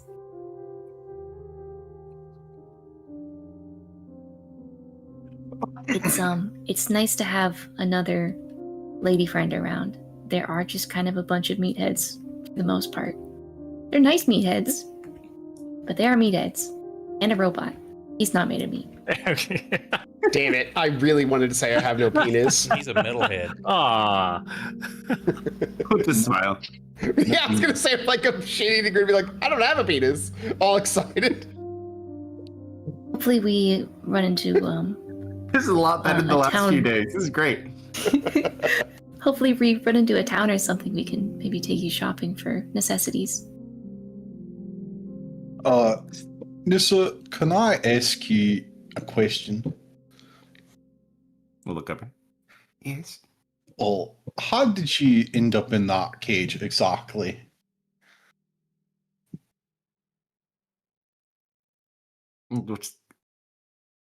I was being chased. So because a lot of this has been kind of left ambiguous in our deliberations about how this or where you fit in, when you fit in, and how it was going to make the most sense. I can tell you that this isn't what you have to share, but the reason you're in the cage is Mhm. because however you got to be in the wilds on the border of Droam and I forget where the province that Sharn is in, which is where you were picked up. You were picked up, I want to say, not more than like 300 yards from where you were caged. Okay. But the scout group there is regularly roaming and trying to put down wildlife that gets too close to the break line. This massive double line rail system that goes from the city of Sharn out into this new expansion into the frontier here in Droam. And so they came across you as you were making your way for any search for support, sustenance, civilization, but due to your haggard state and your stressed appearance, they immediately clocked you as, oh, warped individual out here. We deal with all kinds of warped monsters thanks to the state of this planet at this point. And it was kind of immediately retreated as hostile. That's how they ended up losing 1.5 guys. And that's what put you in the cage.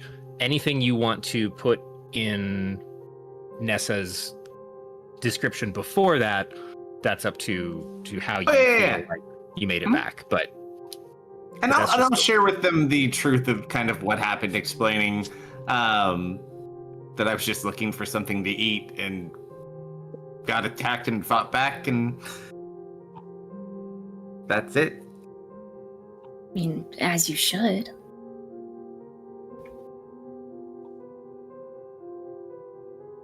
It's not the first time, it won't be the last. Well, at least I'm glad you're not wandering out there anymore. Seems pretty dangerous. hey, Nessa, make me a roll me a general perception check. Sure. Is my card not loading? Oh, there we go. Perception. Where'd it go? 17. The necklace on Gumbo, this kind of almost gaudily oversized blue stone amulet, looks remarkably familiar. You're not quite placing why, it's just it keeps catching your eye.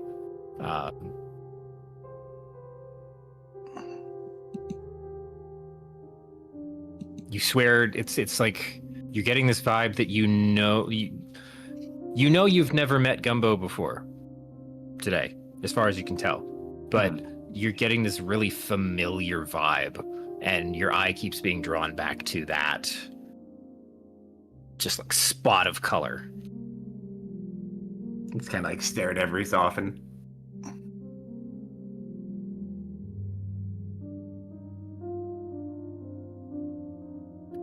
Actually, what time of day is it? You guys are just, so they finished their shifts. We'll say it's like 8 p.m. I'll say, because it's probably been quite some time since I slept. I'm not gonna like fall asleep. I'm just gonna like pass out in a cat nap after staring at the thing and just like letting my mind blank for a little bit. It just kind of. Oh, in the fluffy chair. Like you could wake me up. I'm just taking a quick snooze. After a few minutes left, he'll come back in, but he's been standing outside the door just eavesdropping.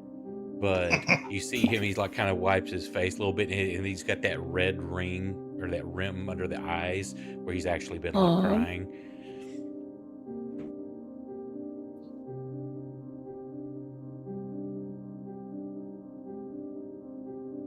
Nessa has briefly fallen into sleep with the multi-layered terry cloth armor. It's like her head's propped up, so she just kind of zonks out, but like your head doesn't really even fall. It just like rests into the folds of this robe. A double fold? I conform.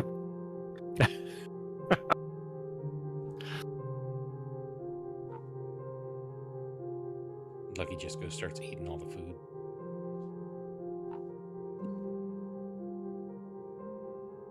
It's a good spread. You guys are well, well fed. Extremely well fed. Gumbo seems a little hesitant to wake Nessa back up, so I'll say, we should probably let her sleep. I'm sure she's been through a lot. Once you guys are finished up, let's head back down. Yeah, I hope you clean up.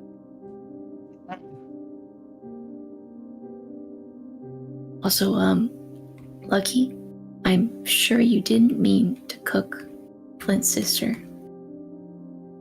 We don't have to keep bringing it up. And I just Sorry. gather up a bunch of plates and head back out the door. Damn it! I just stopped crying. I turned to Flint. I don't know this story. Did she actually is she alive still? Oh yeah, no, she's fine. She's fine. He just can't seem to get over it. I'm not sure. I really thought she would be dead for sure with that reaction. Does Kate you know the think story? so? Nope. No. So just to recap real quick, we were helping. Hey, thank you for the raid, Fusca. Appreciate it. We were helping Flint in his where he's from in his dwarven hold, and I finally used my wand of fireballs, and his sister was caught in the blast area, and I almost killed her, and he did not mean to. So that's been an ongoing point of trauma for him. Yeah, I don't think he used there were that many wand again for a situations very long time. Yeah, there were many situations where we could have used the wand of fireballs to help our ass out, and he refused to. He buried it in the bottom of his bag and just refused to touch it forever. I think he's used it once. Yeah, that was, you pulled that out with a very heavy sigh. Yeah, that was just recently too in the sewers. Yeah, I think so.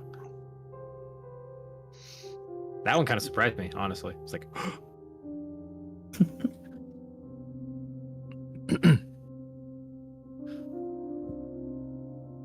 okay, so anything else you guys are doing? So for the general logistics, at this point, you're gathering everything up, kind of heading back to your respective room for to finish the night. Yeah. Okay. Yeah, we'll clean up our dinner. I'm gonna put an extra blanket over Nessa, make sure she's cozy, and we'll head down. I point at Flint again. Be good. Whoa. Get out. Flint, it's okay if you want to be a little bad. Oh my Be god. bad. Get out. Don't get Out. permission. Out. Bye, see you tomorrow. Slam. I can't believe he McLeod, slammed the thank you for door raid. on us. Appreciate it. Hope you had a great stream. Hey, wow, it's raining raids. What's up? Wait, Internet? Flint! I start banging on the door. I forgot to tell you Oh, something. no, don't forget to wake up Nessa. You're stinky, and I just run away. Last shot. I'm sure I understand my own notes here. Okay, cool. All right. Everybody makes it back to the three of you. Flint, Gumbo, Lucky make it back down to the bunk room on the lower levels. Flint, you Nessa is zoned into a much needed comfortable rest for the first time in you don't know how long. Literally, you don't know how long. And you're also there's almost like a bit of a paternal concern vibe, like as you're kind of crashing out in the bed at the other end of the room, you can still just keep an eye. You can see the chair, you can see the door, and it's the first time in this nice, comfortable ride that suddenly you feel like you're back into defensive mode. Like, I need to take care of this thing. Not that you feel threat in this space. Like, you're very familiar with the room. It's nothing about the space suddenly makes you feel vulnerable, except the fact that now it's not just you who you're very used to protecting and feeling confident in your capabilities occupying this space.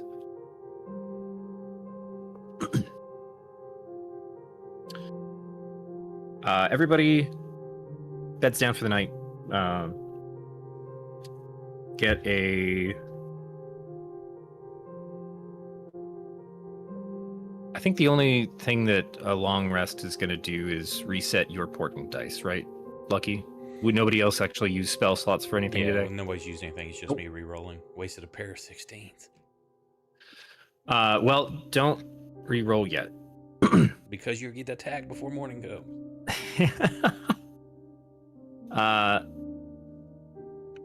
Let's see. So you guys are in under...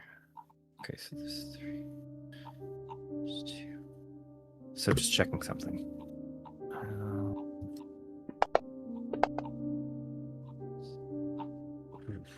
Okay.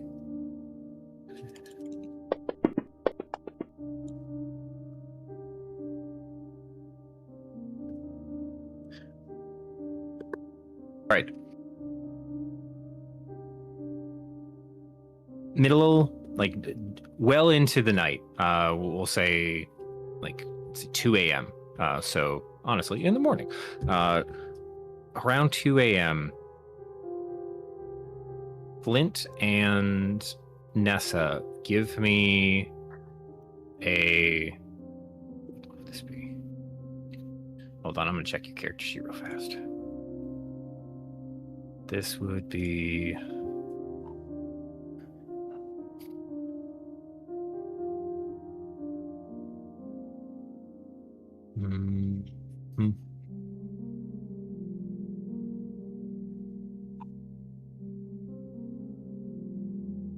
I'm tired of just making you guys roll perception checks all the time. Doesn't make sense. It's what it is. Flint and Nessa, you can roll either.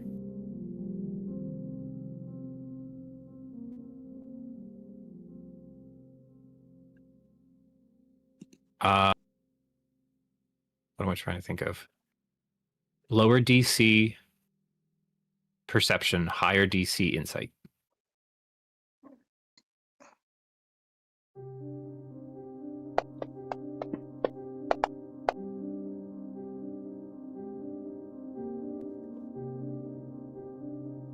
Okay. Lucky, Gumbo, Blaskin. Go ahead and roll me just straight perception on this one. Oh, there's my one.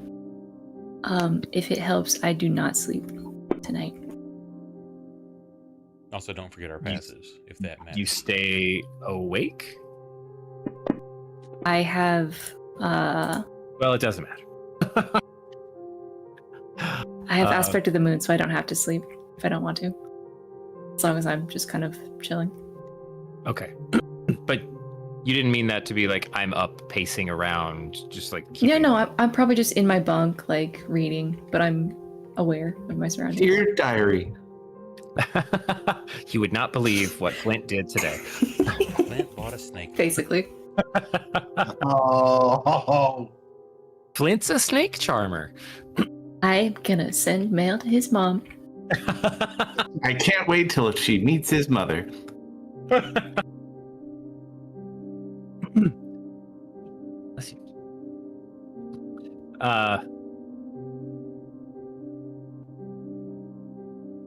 that one's not going to do much.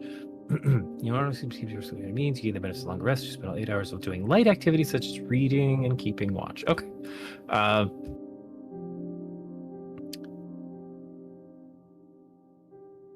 So you're gonna catch all of this, Gumbo.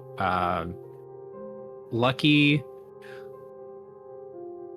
we'll catch up. So we'll go in order. Right now, Gumbo, you're picking up this. I'll bring other people in when their scores factor in. So, Blaskin, I'll be talking to you tomorrow.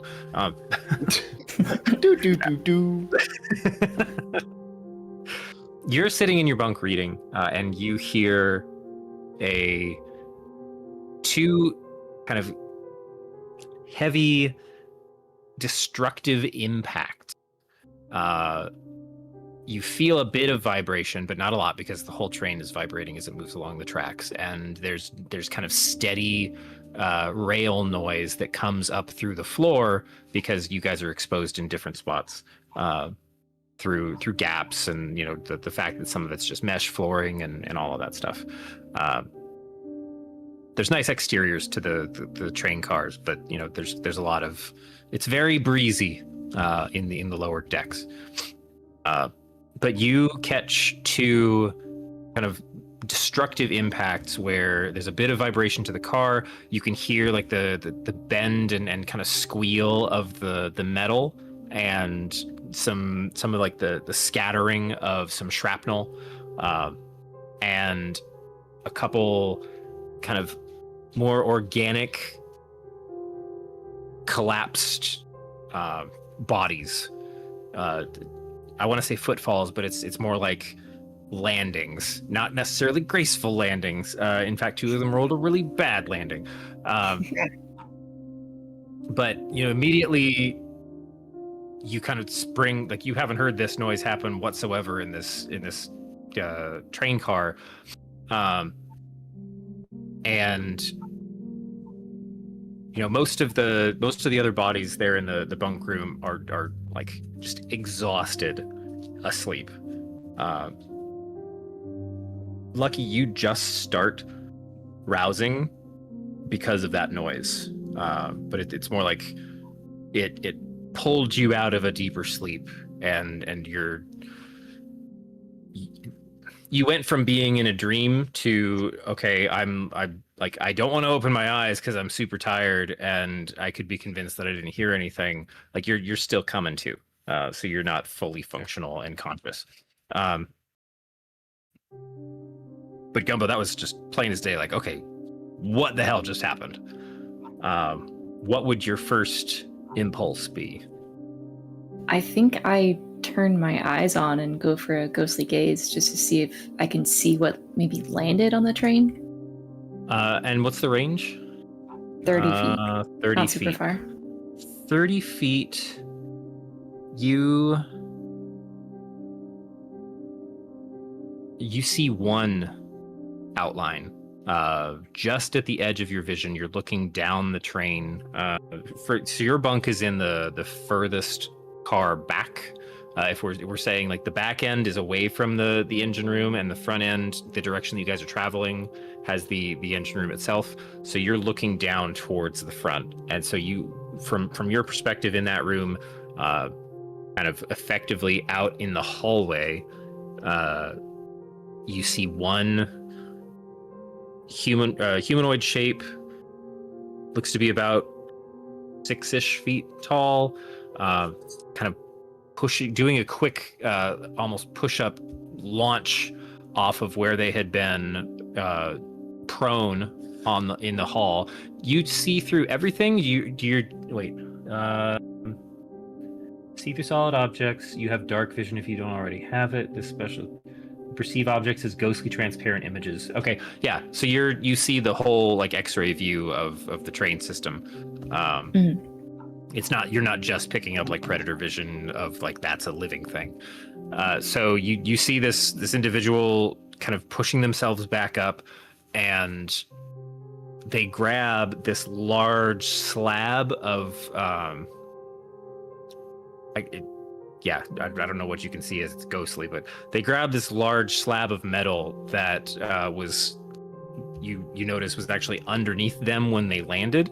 You can also see that there's just two massive punctures in the hull of the train, for lack of a better term, where it looks like they came in. Whatever went through the second hole is outside your range, so you can't see what's going on there. You just see like the edge of one very ungracefully made entrance, and then you can see the hole where this other one came in, and they're immediately up on their feet. They're carrying this thing. It's about the size of a riot shield, and they're heading towards the bunk room.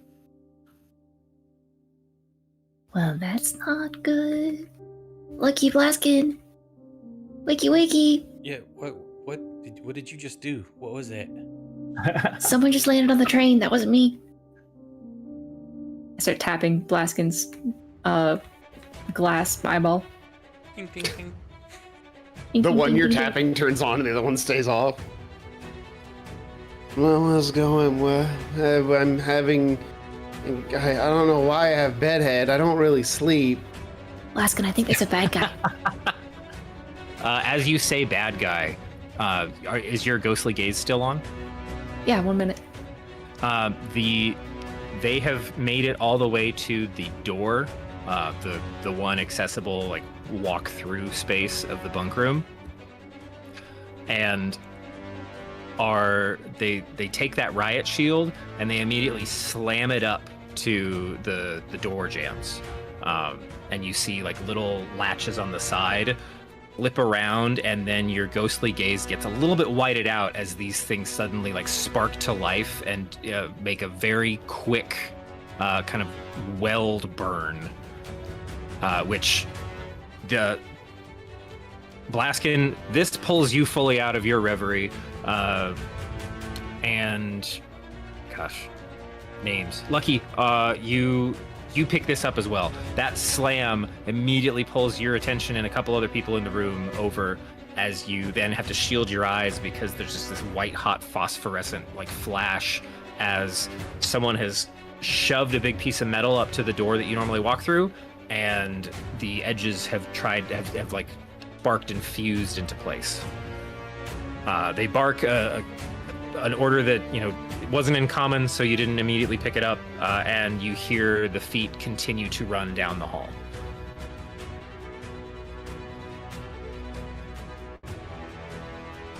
So they welded our door shut?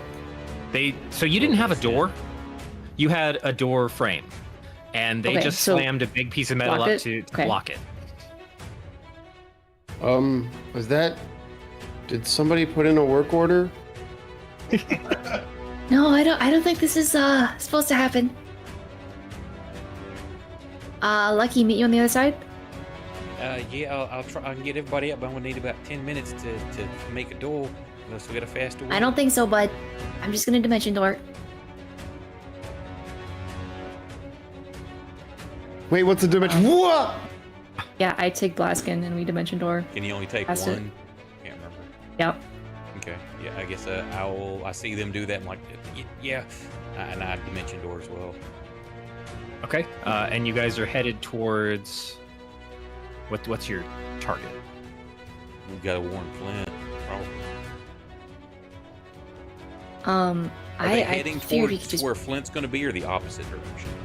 So Flint's up on the 4th floor. You guys are down on the 1st in the bunk room, and all you know is that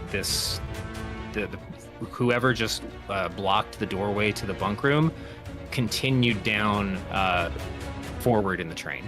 Follow them. I'll send apples to get Flint, and I'll mentally command apples to go get. Okay. The three of you go ahead and give me initiative rolls. Sure.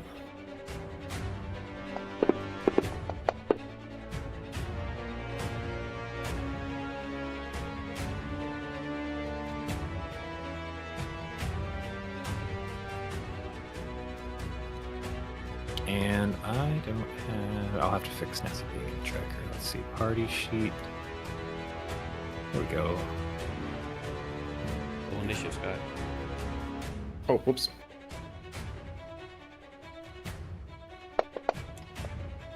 I am out of it today. He's sleepy. Note to self, take the alert feat. How do I put Nessa in the combat tracker correctly? Because if I tried to drag from the party sheet... From the character tab.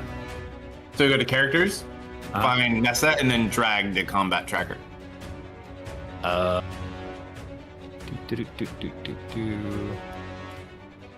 that's weird. It's still not showing your picture.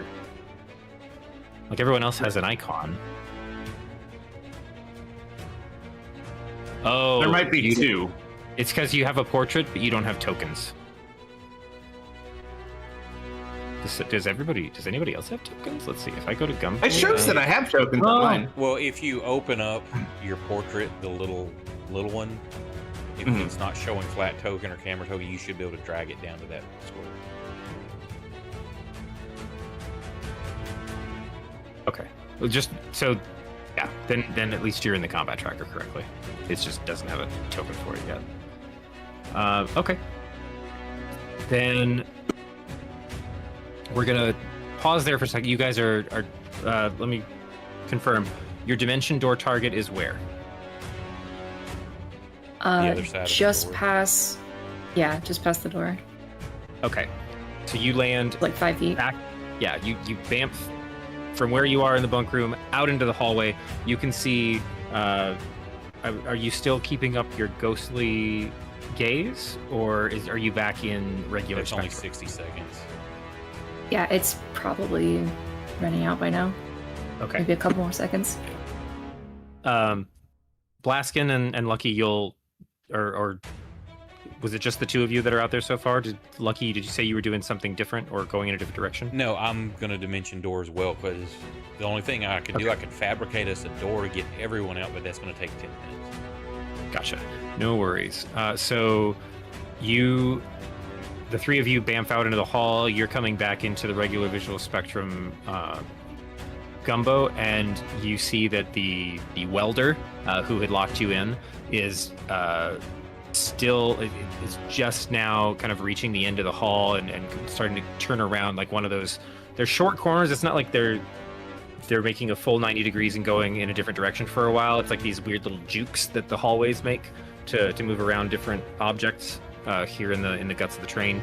But you do see a large, like well-equipped, looks like a hobgoblin frame with another one that just disappeared around the corner. So you can tell there were multiples that are heading forward in the car. So from here, they're probably like right as they're disappearing around the corner. That's probably 100 feet ahead of you. Okay. And we're gonna pause there really quick because we cut back up to a view inside Flint's room. Nessa is relaxing in the chair. Flint, you're deep in sleep at this point.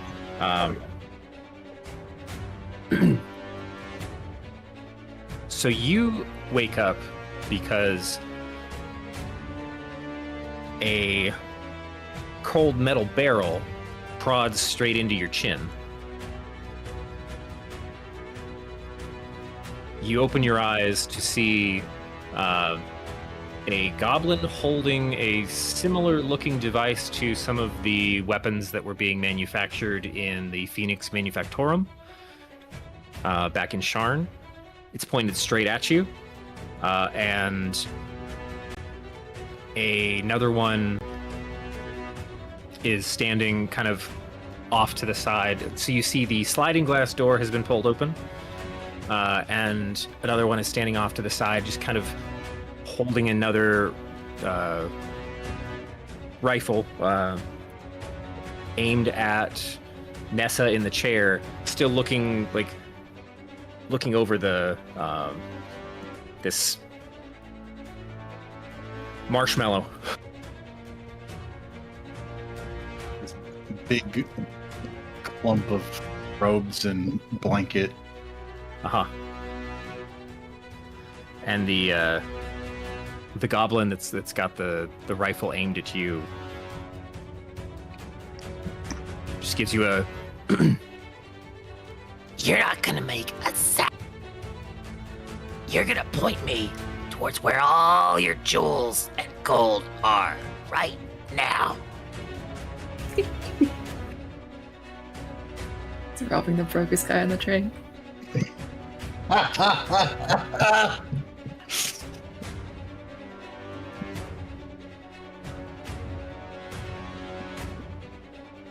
Oh. Do I wake up for this too, or am I still passed out? give me a con save.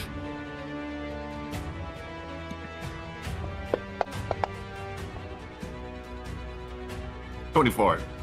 Okay, yeah, you come back to consciousness, and there is. I'm assuming you've seen a goblin or two. Yeah. So there's a goblin, but he's holding a device that you don't recognize. It's metallic, long pipe. It's got some various runic etching along like the front barrel of this rifle object, and it's almost as long as he is tall, but they were kind of scanning the shelves. They were lazily pointing this towards your direction, scanning the shelves, and then notice or turn back right as your eyes are starting to open. And I think the pupils themselves are not what he was expecting. So there's this this quick kind of, and the gun is now very much pointed right at your face. It's what's different. What do you mean they're all different? Does this cause enough of a distraction for him to look over there? Let's see. Yes. Can I grab the barrel of the gun? I assume it's literally like from his shoulder all the way to like about to touch my face. Yeah. So I'm just gonna grab it and pull it down under my arm and try and punch him in the face. Okay. Let's make this a. So I'm gonna say yes, you can. But I want.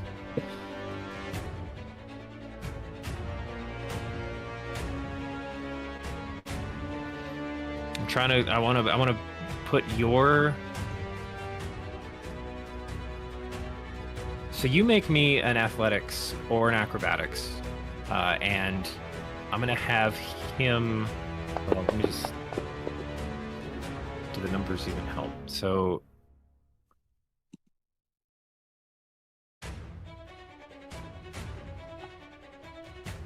Okay, no, that's enough to jar him. Here's the thing. Make me... You're going to need to make me a dex save really fast. Because... in grabbing and grappling with this thing, he's going to end up pulling the trigger. Yeah.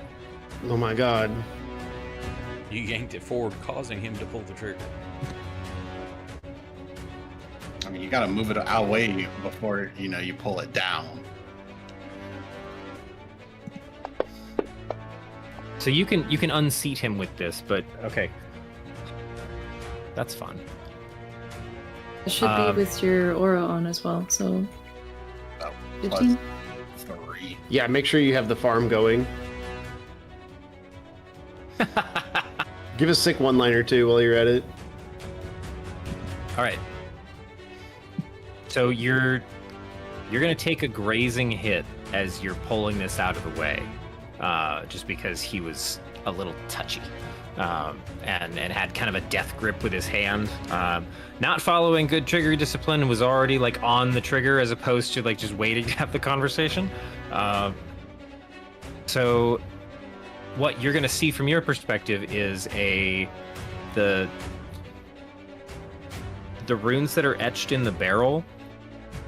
You see like the barrel itself, where it seemed solid, 12 different rings that just meet up perfectly on this thing turn in opposite directions to each other as all of the barrels light, or all of the runes on those barrels light up in a quick successive with the pull of the trigger,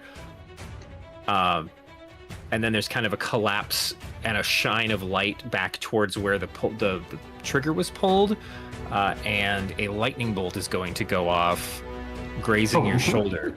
So where this would be, hold on, I wish I had these numbers ready in my head. This would have been 8d6. This is grazing. So we're gonna knock that down to 3d6. Okay, that's not too bad. 8 points of lightning damage. Do you have any resistance to lightning? I don't think so. No. Okay, so neither does your bed. and which takes the brunt of the shot. So you shot the pulled bed? this. You pulled this down. You were gonna like tuck it into your arm, and it kind of hits along the side of your torso as it fires. So that's where the 8 comes from. So you're gonna have a nice sunburn there in the armpit. That's gonna be uncomfortable for a little while, but the rest of it just blasts out the back corner of your bed frame, and yeah, now you can make your hit on him. Excellent. Is it just going to land, or do you want an attack? With that 22, that's gonna land. So this is just an unarmed strike. Yeah, I'm going to smite him. Fair enough. I got the power of God and anime on my side. I take it we don't need to talk to this individual.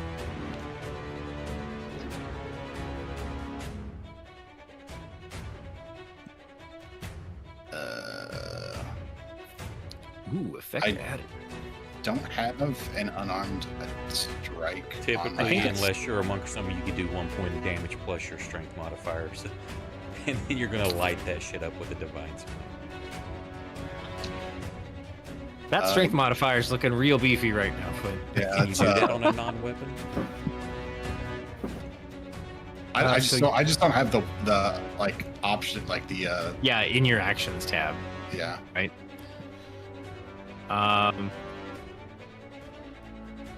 Here, let's be able to. If I unlock, can I add Well, you can just roll Fist. damage. weapon? Yeah, I just. Oh, but you're trying to get the divine smite to trigger, right? Yeah. So it's 5d8 radiant. It's I guess plus the 1d8 from my always divine damage. That's only if it's undead or fiend. No, it's just always on. The creature From being a paladin gets an extra d8. yeah, improved divine smite. Oh, so the 5d8 is from It's the just divine smite using a 4? level 3 divine smite, yeah. Oh, okay. So it's showing your effect is showing divine smite 4, so I think it's automatically adding an extra d8.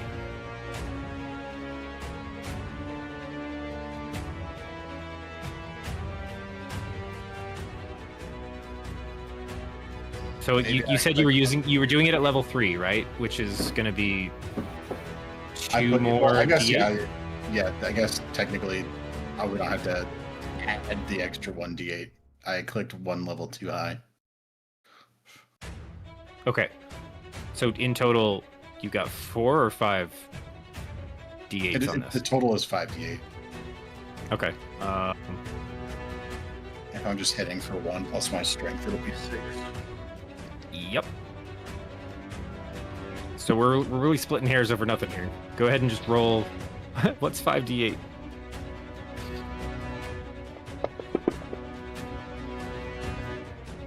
This many. 29. Huh? So you take a partial lightning bolt from the rifle.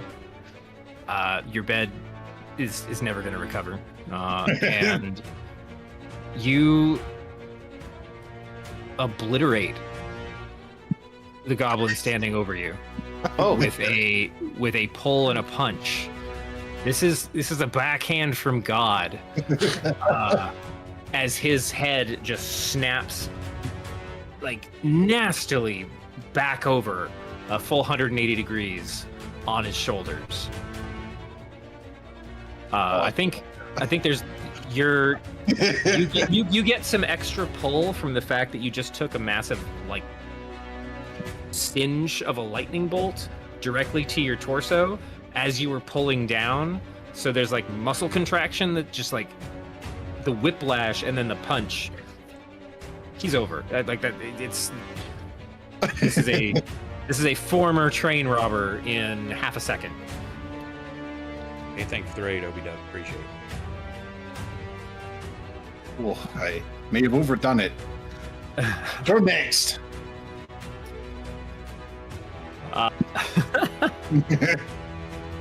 Okay, go ahead and roll the initiative so I know where you're at in the order. The other berths in the bunk car around you definitely heard the lightning bolt go off into the bed frame.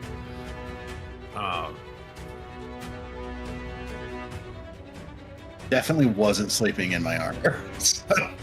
No. What about the one next to me?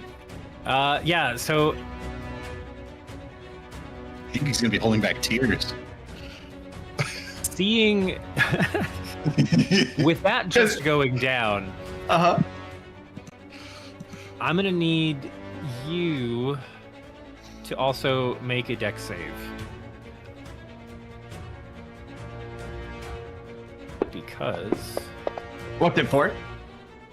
19. okay. Is it a so spell? Yes and no. Would magic resistance apply? Okay, so that'll apply to damage. No, it's to saves, not damage. Oh no! It's not the. Oh, gotcha. It's a ranged effect coming at you. Oh, gotcha, got it. Okay. So 19. Okay, so you're gonna take half damage on this one. Perfection. As he panics and pulls the trigger on his. He's got more of like a stub-nosed version of the rifle the other one was carrying. And when, similar effect happens, there's only about 6 rings on his, but when he pulls the trigger and they light up, a collapse of very bright red-orange energy travels down the barrel, and then it's 3... Where did I just put it? 3 scorching rays fire out from that trigger. It's a shotgun. Which now I need to pull up so I can roll that number. There it is.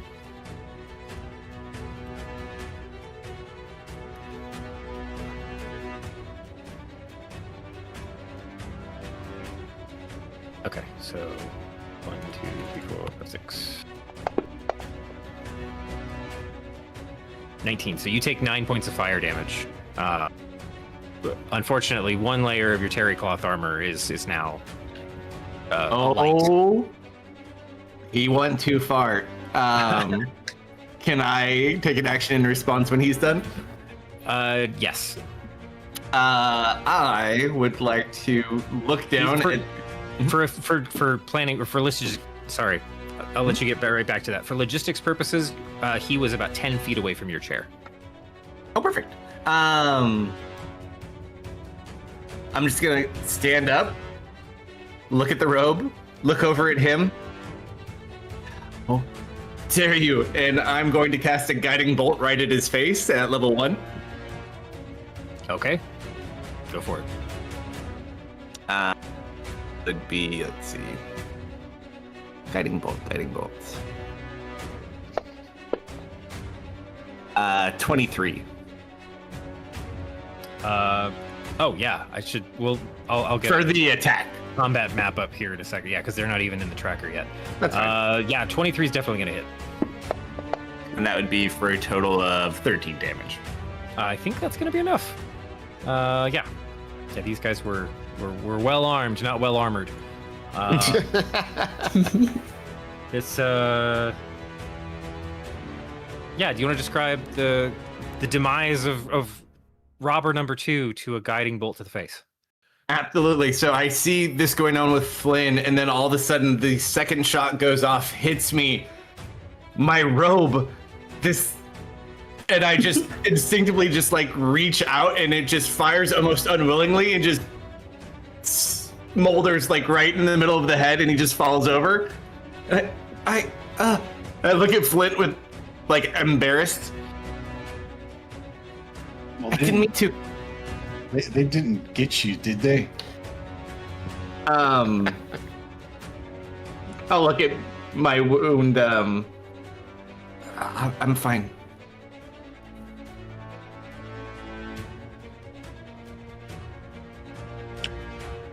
Well, I'm gonna take the other robe off at this point and just keep my normal stuff on so that we don't lose another one. I'll be back. The quiet night is over.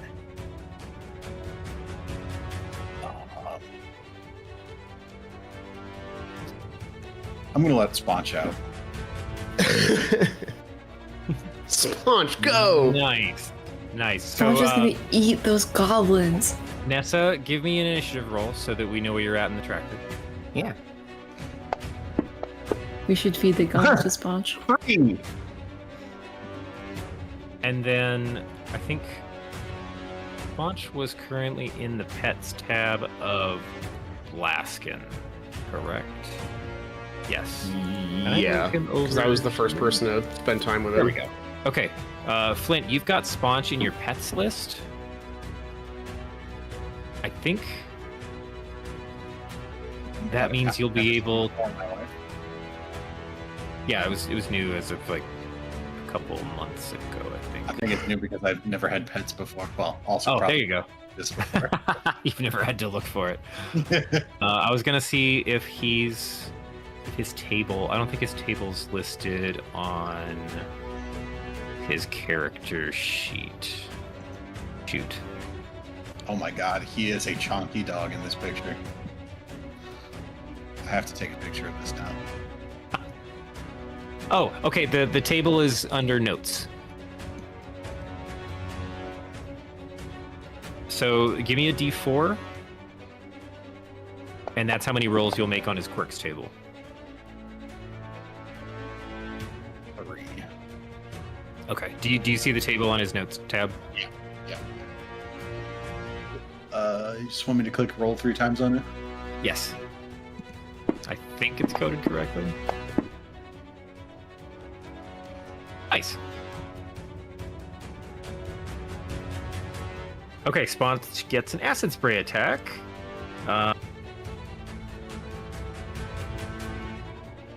Was there caffeine in that? Still digesting that ring. Yeah, so chocolate is still bad, Fey or not. Sponge gains an acid spray attack. 30-foot cone, 68 acid damage, or half on a successful dex save, DC 16. You didn't roll it multiple times, so that doesn't matter. There's 2 charges of it. Fetch. If his blink is active, an arcane attractor somewhere in his lower intestine grants the ability to steal a random item from a target if they're in the path of his blink movement. This object remains stuck to Sponge's hide unless collected or they shake it off deliberately. And then roll the 1. Well marbled. Sponge's metabolism has stored much of his recent intake as hard fat layers. He has 80 temporary HP and +1 AC that fade in combat. Dang. 80 temp is a lot of temp HP. That's a thick boy. That's hefty. We did say he was girthy. Okay, so can I drop him All in those this? hamburgers. Let's see. Listed as pets. Export record, duplicate, You're speed. gonna have to eat more cast. burgers. Can I just drop him in the tracker that way? Identify. Okay, so he's gonna have 80 temp HP. We're gonna bump his AC by 1. I wish there was a way to. Oh, I can probably put an effect on him that's +1 AC. Add effect. Nope. Yeah, unless you Where have is it? an extension for it, you'd have to code that in there yourself. I thought there I was can just do like. Isn't there an effect that's +1 AC? Yes, but it doesn't come stock as part of the. Oh, you have to. darn. create it. Or say you have an extension that already has a bunch.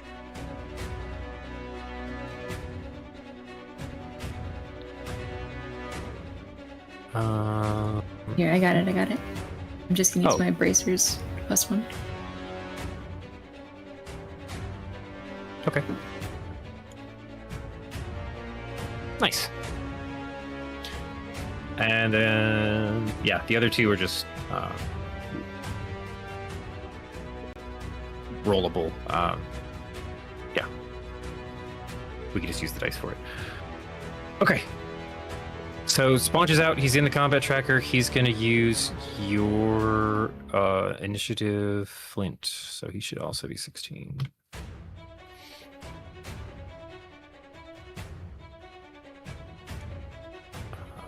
Cool.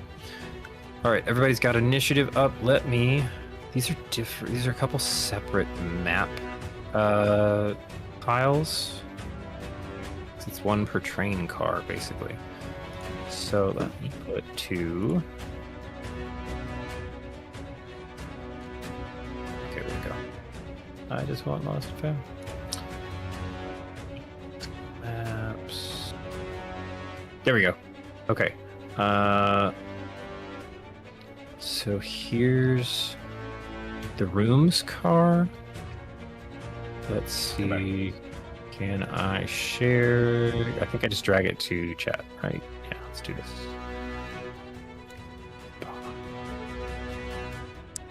So Flint and Nessa, you're going to be here. And we'll just put you in the back room of this train car. So if I grab you from combat tracker, we're figuring this out as we go. Why is there a torture table? It's, working with what we got. There's no Don't judge. Shoot, I just duplicated Nessa.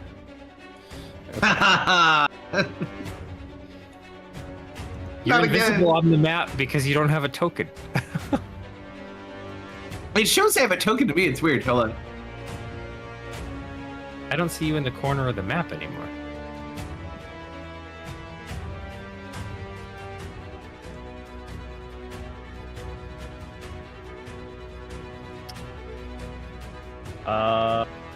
Cool.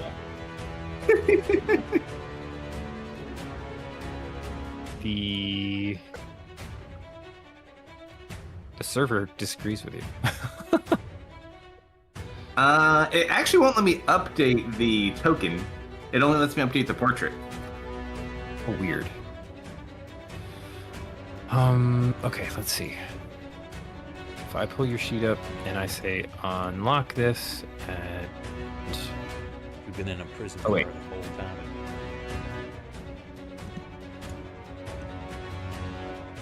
okay. Oh, okay. There you go. That works. Sweet. I had to delete the invisible one. Okay. Excellent. Cool. Now you've got a token I can drop on the map. That's awesome. Much better. Yay! Okay, we're gonna put you guys. We'll say for the purposes of you guys having a large room, this spot, this wall does not exist. Okay. So Flint, you're also in here. Let me pull you from the right spot. I cast invisibility. Oh, great. Oh my god, all the effects on your token. I gotta set up in mine too. Okay. And then the rest of you are in a different map because I didn't put these all in the same image. I just found a train map. So thanks, Internet. Damn. Which I don't know if this is going to work. We'll find out. It's for me to hop between. But this one, the Underworks, is going to be where Gumbo and Lucky and Blaskin have bamfed out to the central hallway. So, say Gumbo, you just popped out there. The room that you were in that just got welded shut is this guy right here. And the guy that was giving you guff was heading this direction towards the front of the train. So the front of the train is to the left. Mhm. Which means that Blaskin, you are also in the hallway. Lucky, you came through as well. There are now 2 bodies in the room with you, Flint and Nessa. And, oh yeah, Sponge. Let me put Sponge on the... Oh, look at that cutie. Oof. Both goblins squashed there. Cool. I think we're gonna be, and then yeah, I need to drop the rest of the fun onto the map. So now I've got all these things layered over the top of each other. I'm not gonna be able to find my encounter anymore. There it is. Dude. Okay, cool. Let's go add to combat tracker. Nice. Oh, you're all called unidentified. That's lovely. Great. So there were... Actually, I'm not going to bother. I'm just going to delete 2 of these guys because they're dead.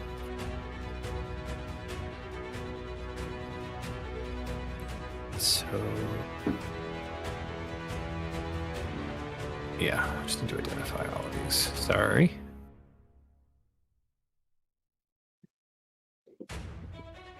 Identify.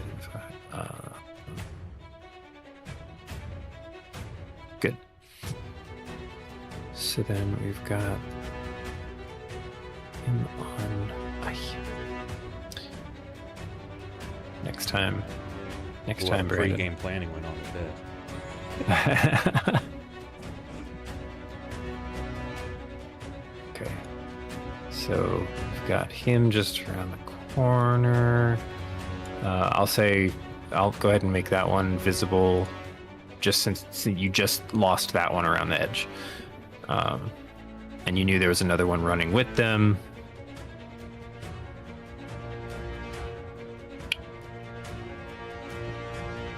And then for my purposes, I just need to see. Yeah.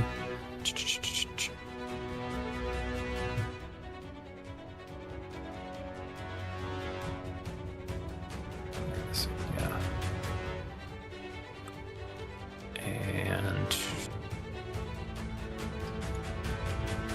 what's there?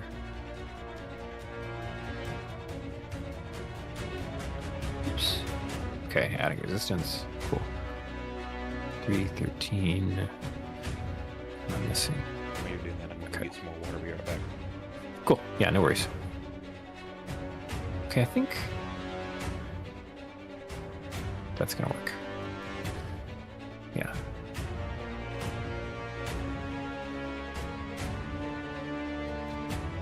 And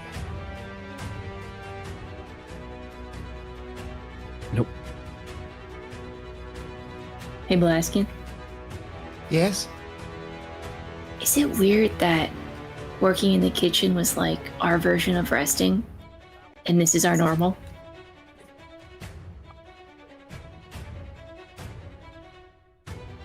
We should really cook more. We should cook more. That was nice.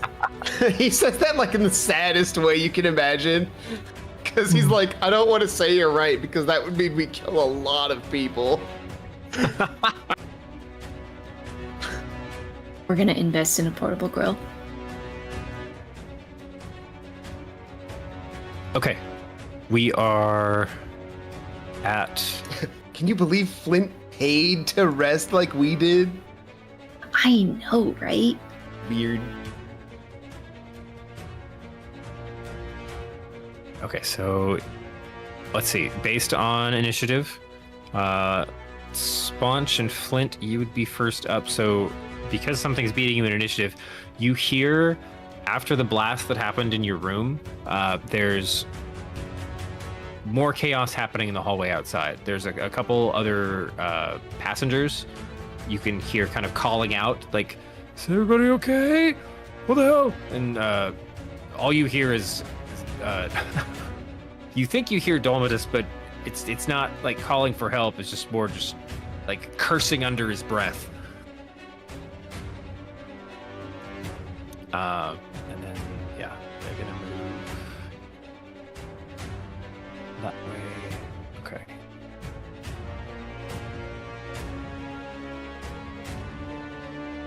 Cool. That brings us. Okay, so Flint, you're up first. I was sorry for the purposes because it's not drawn in here. I guess this was like a prison cell car. The doorway is the center tile of each one of these rooms. For your room, it's either center tile. So like the one that you and Nessa are in right now, that middle wall is not there for our purposes. So it's just it's like a double wide. Yeah. So you're good. Well, I had to grab the gun because that was pretty rad. But I'd have to go check on my friend Dominus. Make sure he's not being accosted by goblins with lightning rifles. Sure. So Trying to steal his hat. he's in this double wide room. Is the door directly across from me? Yeah. Okay. Let me turn off ping mode. Yep. Yeah, I'll just come in over there. Okay. I'll say sure. As you step out into the hallway, what is that, 32? This guy's been basically moved into Overwatch because he heard all of the commotion happen in the room. So he's also going to fire in your direction. So go ahead and give me a dex save.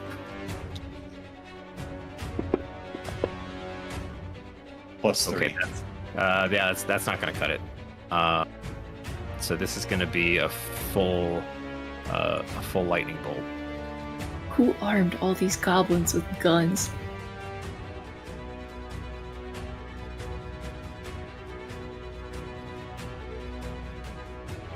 Okay, 8d6.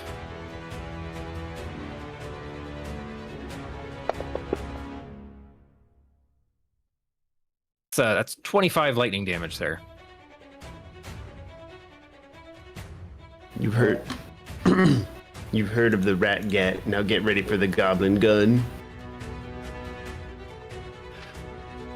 Which is going to you're basically pushing from one door to the other. This is going to turn that from like just a directed move to you get like winged heavily the second you step out into the hall, and then you crash into Domitus's doorway. So you do, and you collapse down there. We're just going to say, for the purpose of this, you go prone after taking that hit.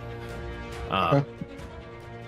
From your prone position, you look up to see there is an unconscious goblin on the floor in front of you that is just piled onto by all of his monkeys. There's one that's like gnawing on an ear, and you can see like Domitus himself was still wearing the hat, but was in like a sleep, like nice silk pajamas, and his knuckles are all bloodied. He's got some nail scratches all up his face, but there's a broken window behind him, and there doesn't seem to be a gun anywhere on the floor around the goblin. So you're piecing together some quick chaos ensued. He either came in through the window or lost the weapon through the window, but then was not expecting this guy to have backup.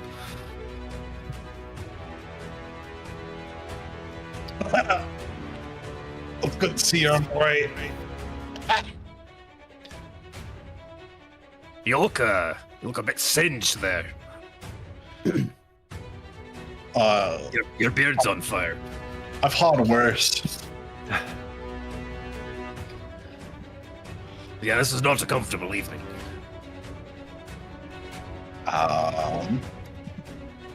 Believe it or not, now might be a good time for me to heal myself. Whoa, no way. I don't believe So it. far, you've just used movement and then taken damage. Yeah. My flint lie detector is going off. I'm just gonna roll this into canon as time goes on. Like Blaskin has outside knowledge of when someone is lying, but not when they're lying to him or in their vicinity. Gumbo's 10 miles away. I can know she's lying right now. I'm just gonna lay on hands myself for 30. Okay.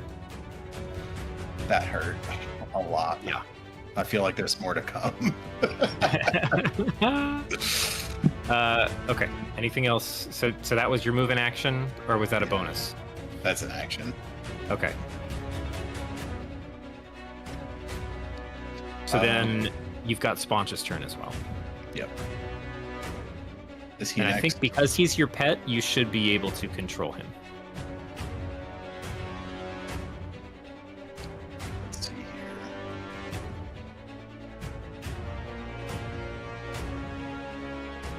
It's 15. 25.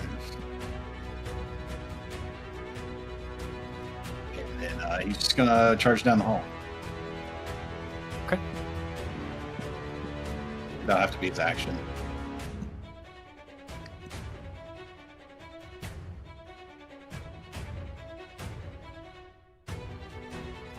Okay, and I don't think, yeah, his abilities are not bonuses. He just has, so he's got 2 acid sprays. He's got the ability to steal while he blinks, if his blink moves him through a target space, and then he's got the AC and the temp HP. So, yeah, right now you got a big meat shield boyo blocking the hall for you.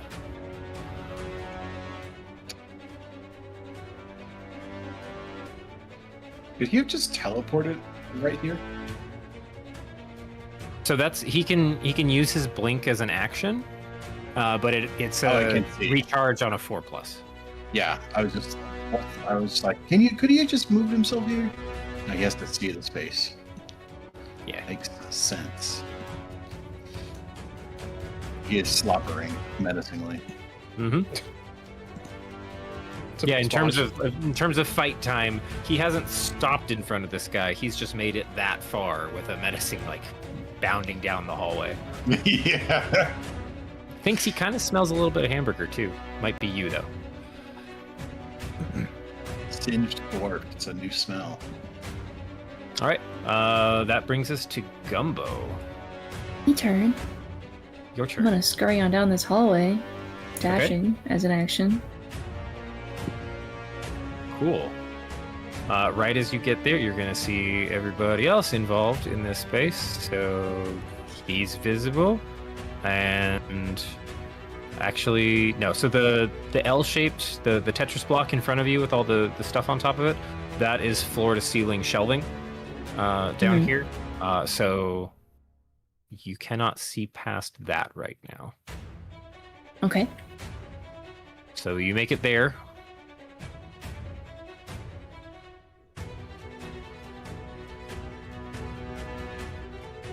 I don't think I have any bonuses. I'm just gonna chill right here.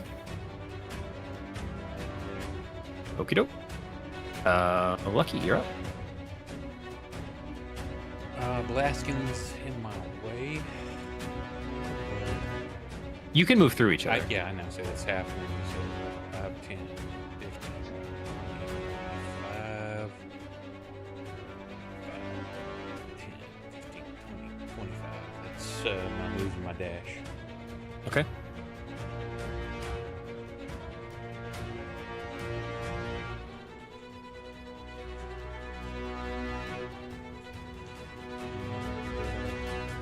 Guess that's it.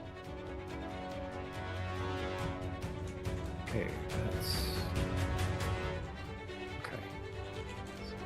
Funny hopping back and forth between these images, seeing where these characters pop up. Right, his.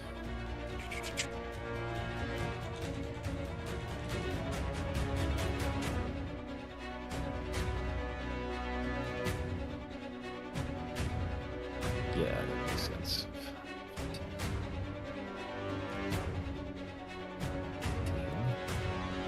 I guess that makes him visible coming in through the back room.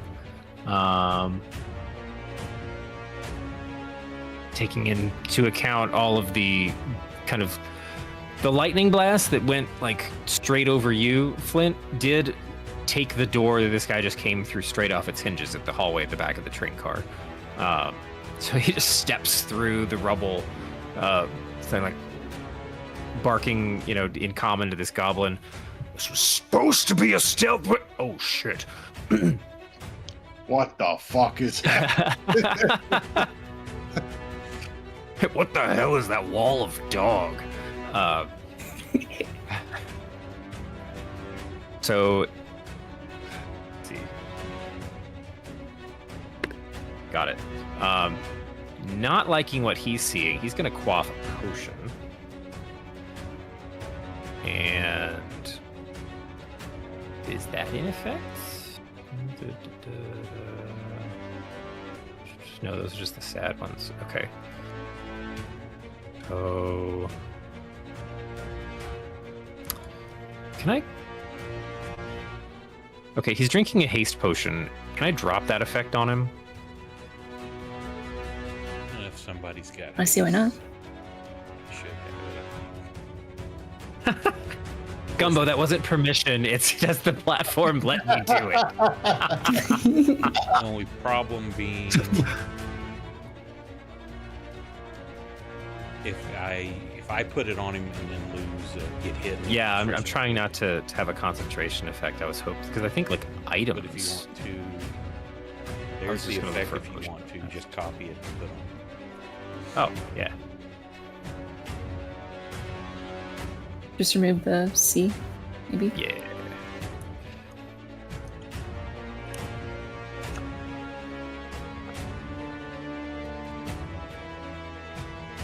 Okay. That's what I wanted. So, action to drink that. An additional attack action? That's right. Is it the... You get an additional action with haste. It's Hasted action. has to be yeah. No, you can do other things too. It doesn't have to be an attack. Okay.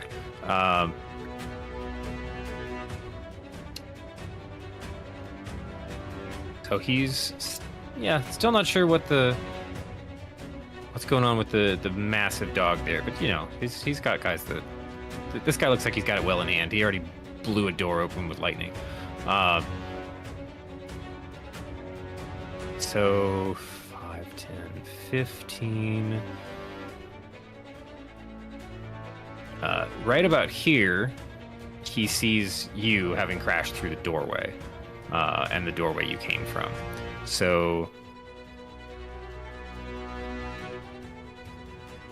yeah, you're already prone. That works. Okay. She's gonna step up, and we are gonna attack. So that's let's see, let's make sure you are, I need to give you prone real quick.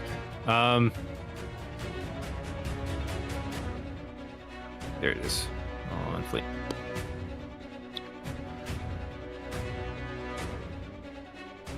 So multi-attack, 3 melee attacks.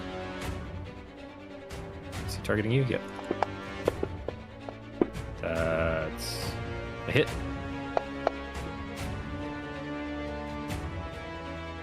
For minimum damage. That's a hit. Does heavy armor master work when you don't have armor on?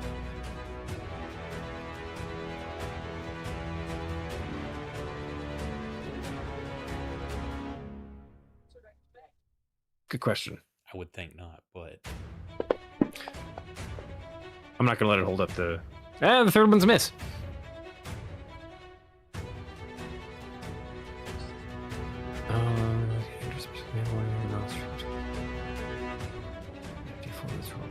is that, you still got your AC on though? I mean, your armor AC.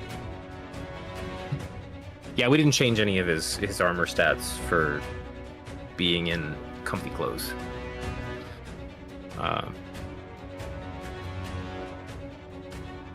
don't want to hold things up even more trying to redo the numbers here. We'll just say that was his turn. Yeah, he's still doing what he's doing. 13. Is he down here? Okay, so this guy.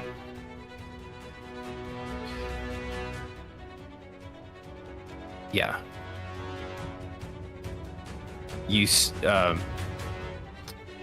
Gumbo, you notice he kind of puts his hand to the side of his head for a second, like something like a headache just hit him really hard for like a split second.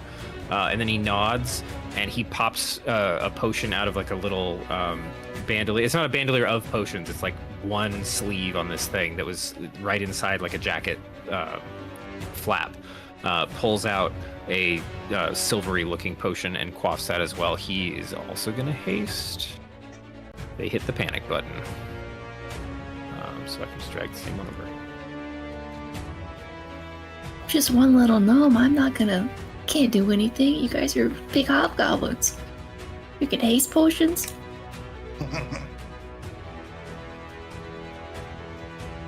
Oh, whoops. That was prone. What am I looking for? There it is. Why is this not working now? It worked before. Ah, there we go.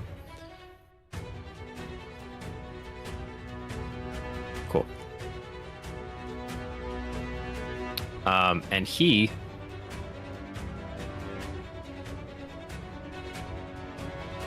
is going to. Let's see, he has this hasted action. So he's going to move up.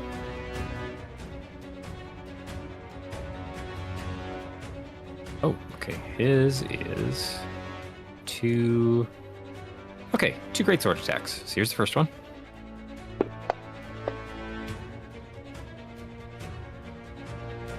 Oops, I've scrolled up in text. Okay, that's a miss. And here's the second one. Come on, you can do it. Here you go. That's a hit. She's wanting to get hit. I'm gonna hellish rebuke.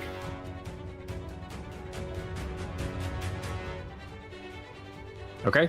Yeah, you picked a fight with the wrong gnome, buddy. Advantage. Nope. Oh yeah, that hasted. Kerblam. Holy sh!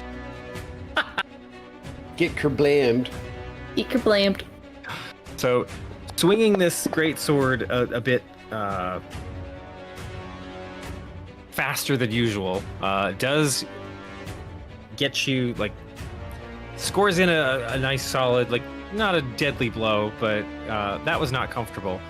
You immediately retort with just this gout of flame that kind of apparates in front of, like, about 8 inches away from your mouth as you utter this, rebuke incantation, kerblam, and it just like bing, this huge cone of flame just misses the guy next to him.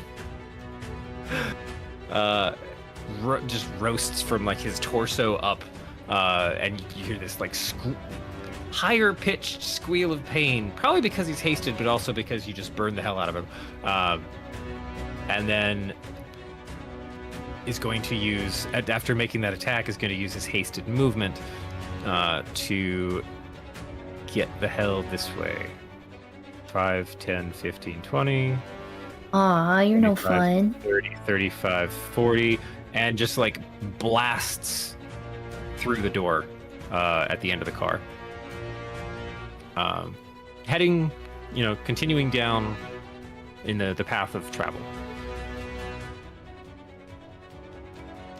So for those intents and purposes, we'll put him here. He will be out of sight. But you can see almost a comical trail of smoke in his direction. As several parts of his armor are still burning. You smell singed leather, and you can see, like, from your perspective, you just know that there's a line of smoke heading in that direction. That was him. So Blaskin, it's up to you. Oh.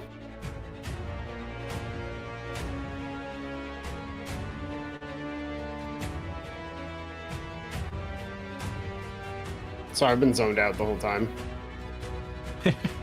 I'm opening up the I hate when they change the UI on this. So you're on the one that's listed as Underworks. I'll drop the link in chat again. No, I'm at the link. It won't open. Oh wait, I can do that from my thing, can't I? I can double click me. Yes, I think so. Mm-hmm. That would be way easier. I should just remember that. But it's not opening. Is it loading? It's loading. I think. It's not a huge image to my knowledge.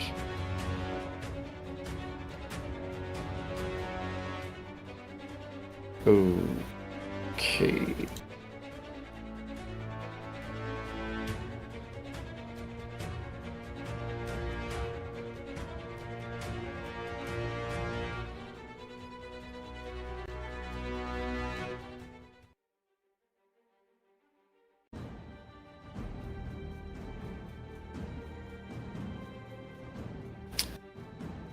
You gonna move up, cast anything?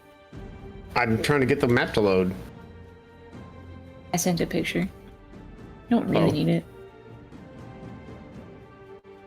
Or you Kind of a can straight line. stream for live.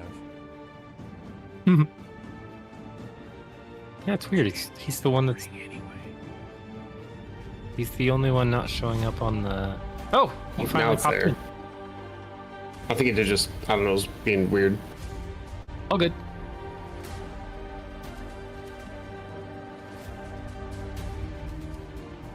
Okay, so that's my move.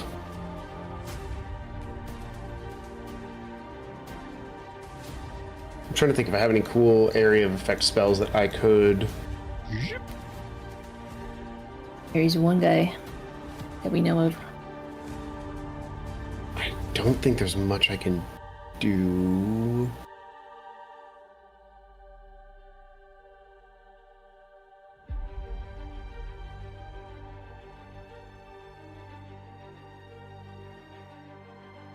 If someone passes in my field of vision that isn't someone isn't someone that I know to be allied with us, could I hold my thing and cast Blight? Ready a Blight? I'll say you can ready the spell, but if the triggering event doesn't happen, you've still wasted the spell slot. Correct. Because it's like I'm you fine pulled with the that. trigger past the point of no return. I'm fine with that. Okay. Sure, you can have that as a ready action. Okay, I'll use there's the spell slot. It's level 4. Just to Okay. keep me honest, it's level 4. I'm not Got gonna it. sit there and be like, yeah, it was totally level 6. Wink. Don't you guys remember? We talked about this. Just start gaslighting. All right, so that was move, your action to hold the spell. You set? Yes, I am good. Okay. All right.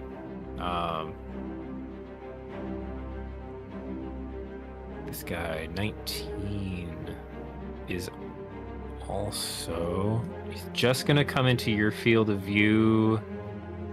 Actually, I think at the angle, you probably will see it. What's the range on Blight? 30, I think. I will check. Yeah, It's 30. Is it really only 30? Wow. I have no shorter idea than I because thought. I'm totally not casting it this turn. That's like shorter than you'd think, really.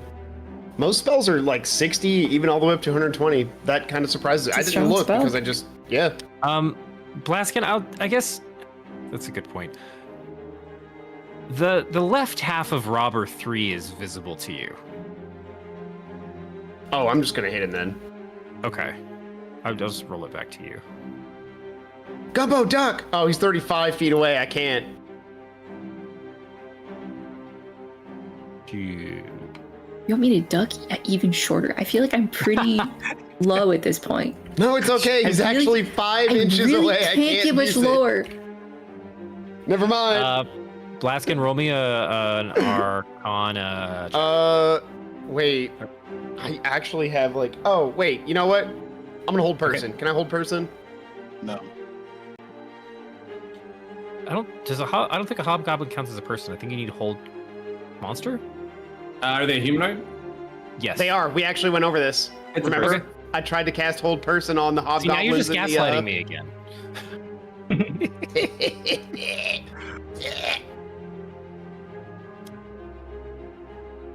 Yes, they're humanoid. Oh, that is a hell of a fail. He is paralyzed. Sorry, Gumbo. I decided to do something else. You don't have to talk. It's okay. I respect it. And that's my do. That's my turn.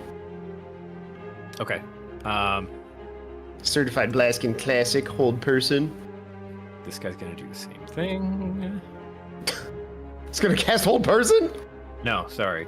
They all got the same order. Alright.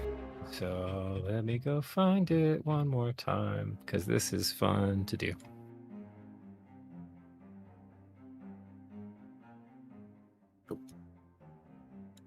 There we go.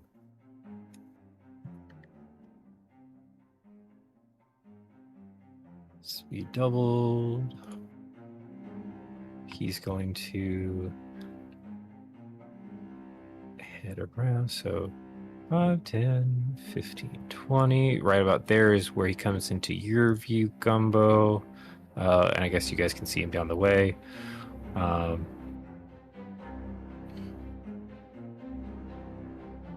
Robber 3 is paralyzed. Okay. He can make...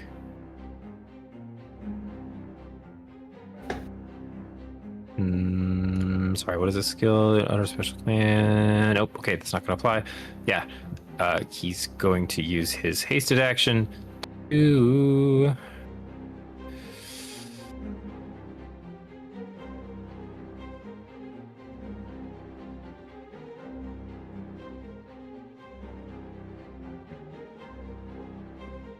It's tight quarters.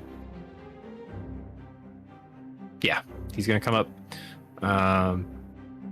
So that was 5, 10, 15, 20, 25, 30, 35, 40. And also just unleash a multi-attack at you, Gumbo. Oh, wow. Hang on, I need a minute. I can't do that again.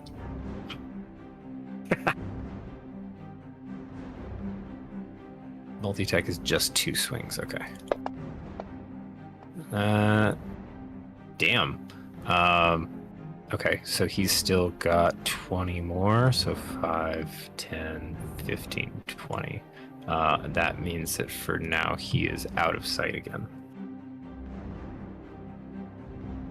Cool. That's the end of his turn, so that finally brings us to Nessa up in the bunk cart. All right. So the door is like right underneath that goblin, yes? Yes. All right, so I'm gonna kind of move up this way. All right. I think I'm just gonna go for a nice little blight on this one, and I'll just Flint behind you. Flint's down on the ground. You're fine. Flint. You see Flint down on the ground, and you see this moving pile of monkeys just beyond his arm's reach. Oh. Better look out for the barrel. All right, and then just stay blight on this man. That is a save. Oh, that lucky bugger. So half damage. Coming to meow at me again? Yeah, I know. Come on. 14. Kitty cam the return. Return of the kitty cam. That's a lot of ones. Well, I mean, He's a little low. Ness is a little rusty. It's getting the rust I'm gonna off. shoulder Getting the rust cat. off. 1, 8, 1, 4, 3, 1. I will. You know what? I'll use the rest of my movement to go there. And I'll end my turn. Right on. That one's not going to factor in this turn. Lucky, would you have apples doing anything? Yeah, I had sent him to warn Flint because I don't know that they're getting attacked. I was sending Okay. apples to basically warn. So I don't know how long it takes him to get there. And it won't matter because he's already fighting. Okay. Hi, bud. Hello, orange boy. Okay, that ends our first round on the train. You you all, at this point, in addition to everything that's going on around you, you feel the whole train car shudder much more significantly, and there's actually this round, yeah, that's all. Something it just kind of shook the entire structure, like jostled it off to the side that's up on the map right now. Just kind of everything did a quick like Star Trek bridge shake in that direction. I think we're actually going to put a pin in it here now that we got through a full round. Everybody's engaged because there's some extra stuff that has to happen. And I know I don't have the time to commit to any more of the full combat rounds tonight. So we will be able to pick this back up next Saturday with the assault and attempted train heist in full swing. But yeah, welcome Nessa, welcome Calsto to Yay. active party participation. Thank you. Good to be here. Yeah, we got our Friday DM joining us on the Saturday game now. I'm free! The forever DM is a player. Yeah, well, thank you for running, Brandon. Appreciate that. Thank you to everyone who hung out with us tonight. Appreciate all the raids from all the people. Appreciate everybody else on all the sites also. If you'd like to catch replays of this campaign or other one, you can do so on YouTube and Rumble. Likes, follows, shares, appreciated. We are trying to grow the YouTube channel, so please go throw us a sub over there. It's free and doesn't cost you anything. So help us do that. We also have every Friday I'm throwing up some ambient background music. Not the ones you heard tonight. Brandon has his own, but the ones on Tuesdays and Fridays you hear are the same ones I'm starting to put up. So if you like those, go check it out. And I guess we will see you Tuesday for once more around the bend, midnight central. Have a good weekend, everybody, and we will see you next time. Good night. Good night, Internet. Bye bye. Bye.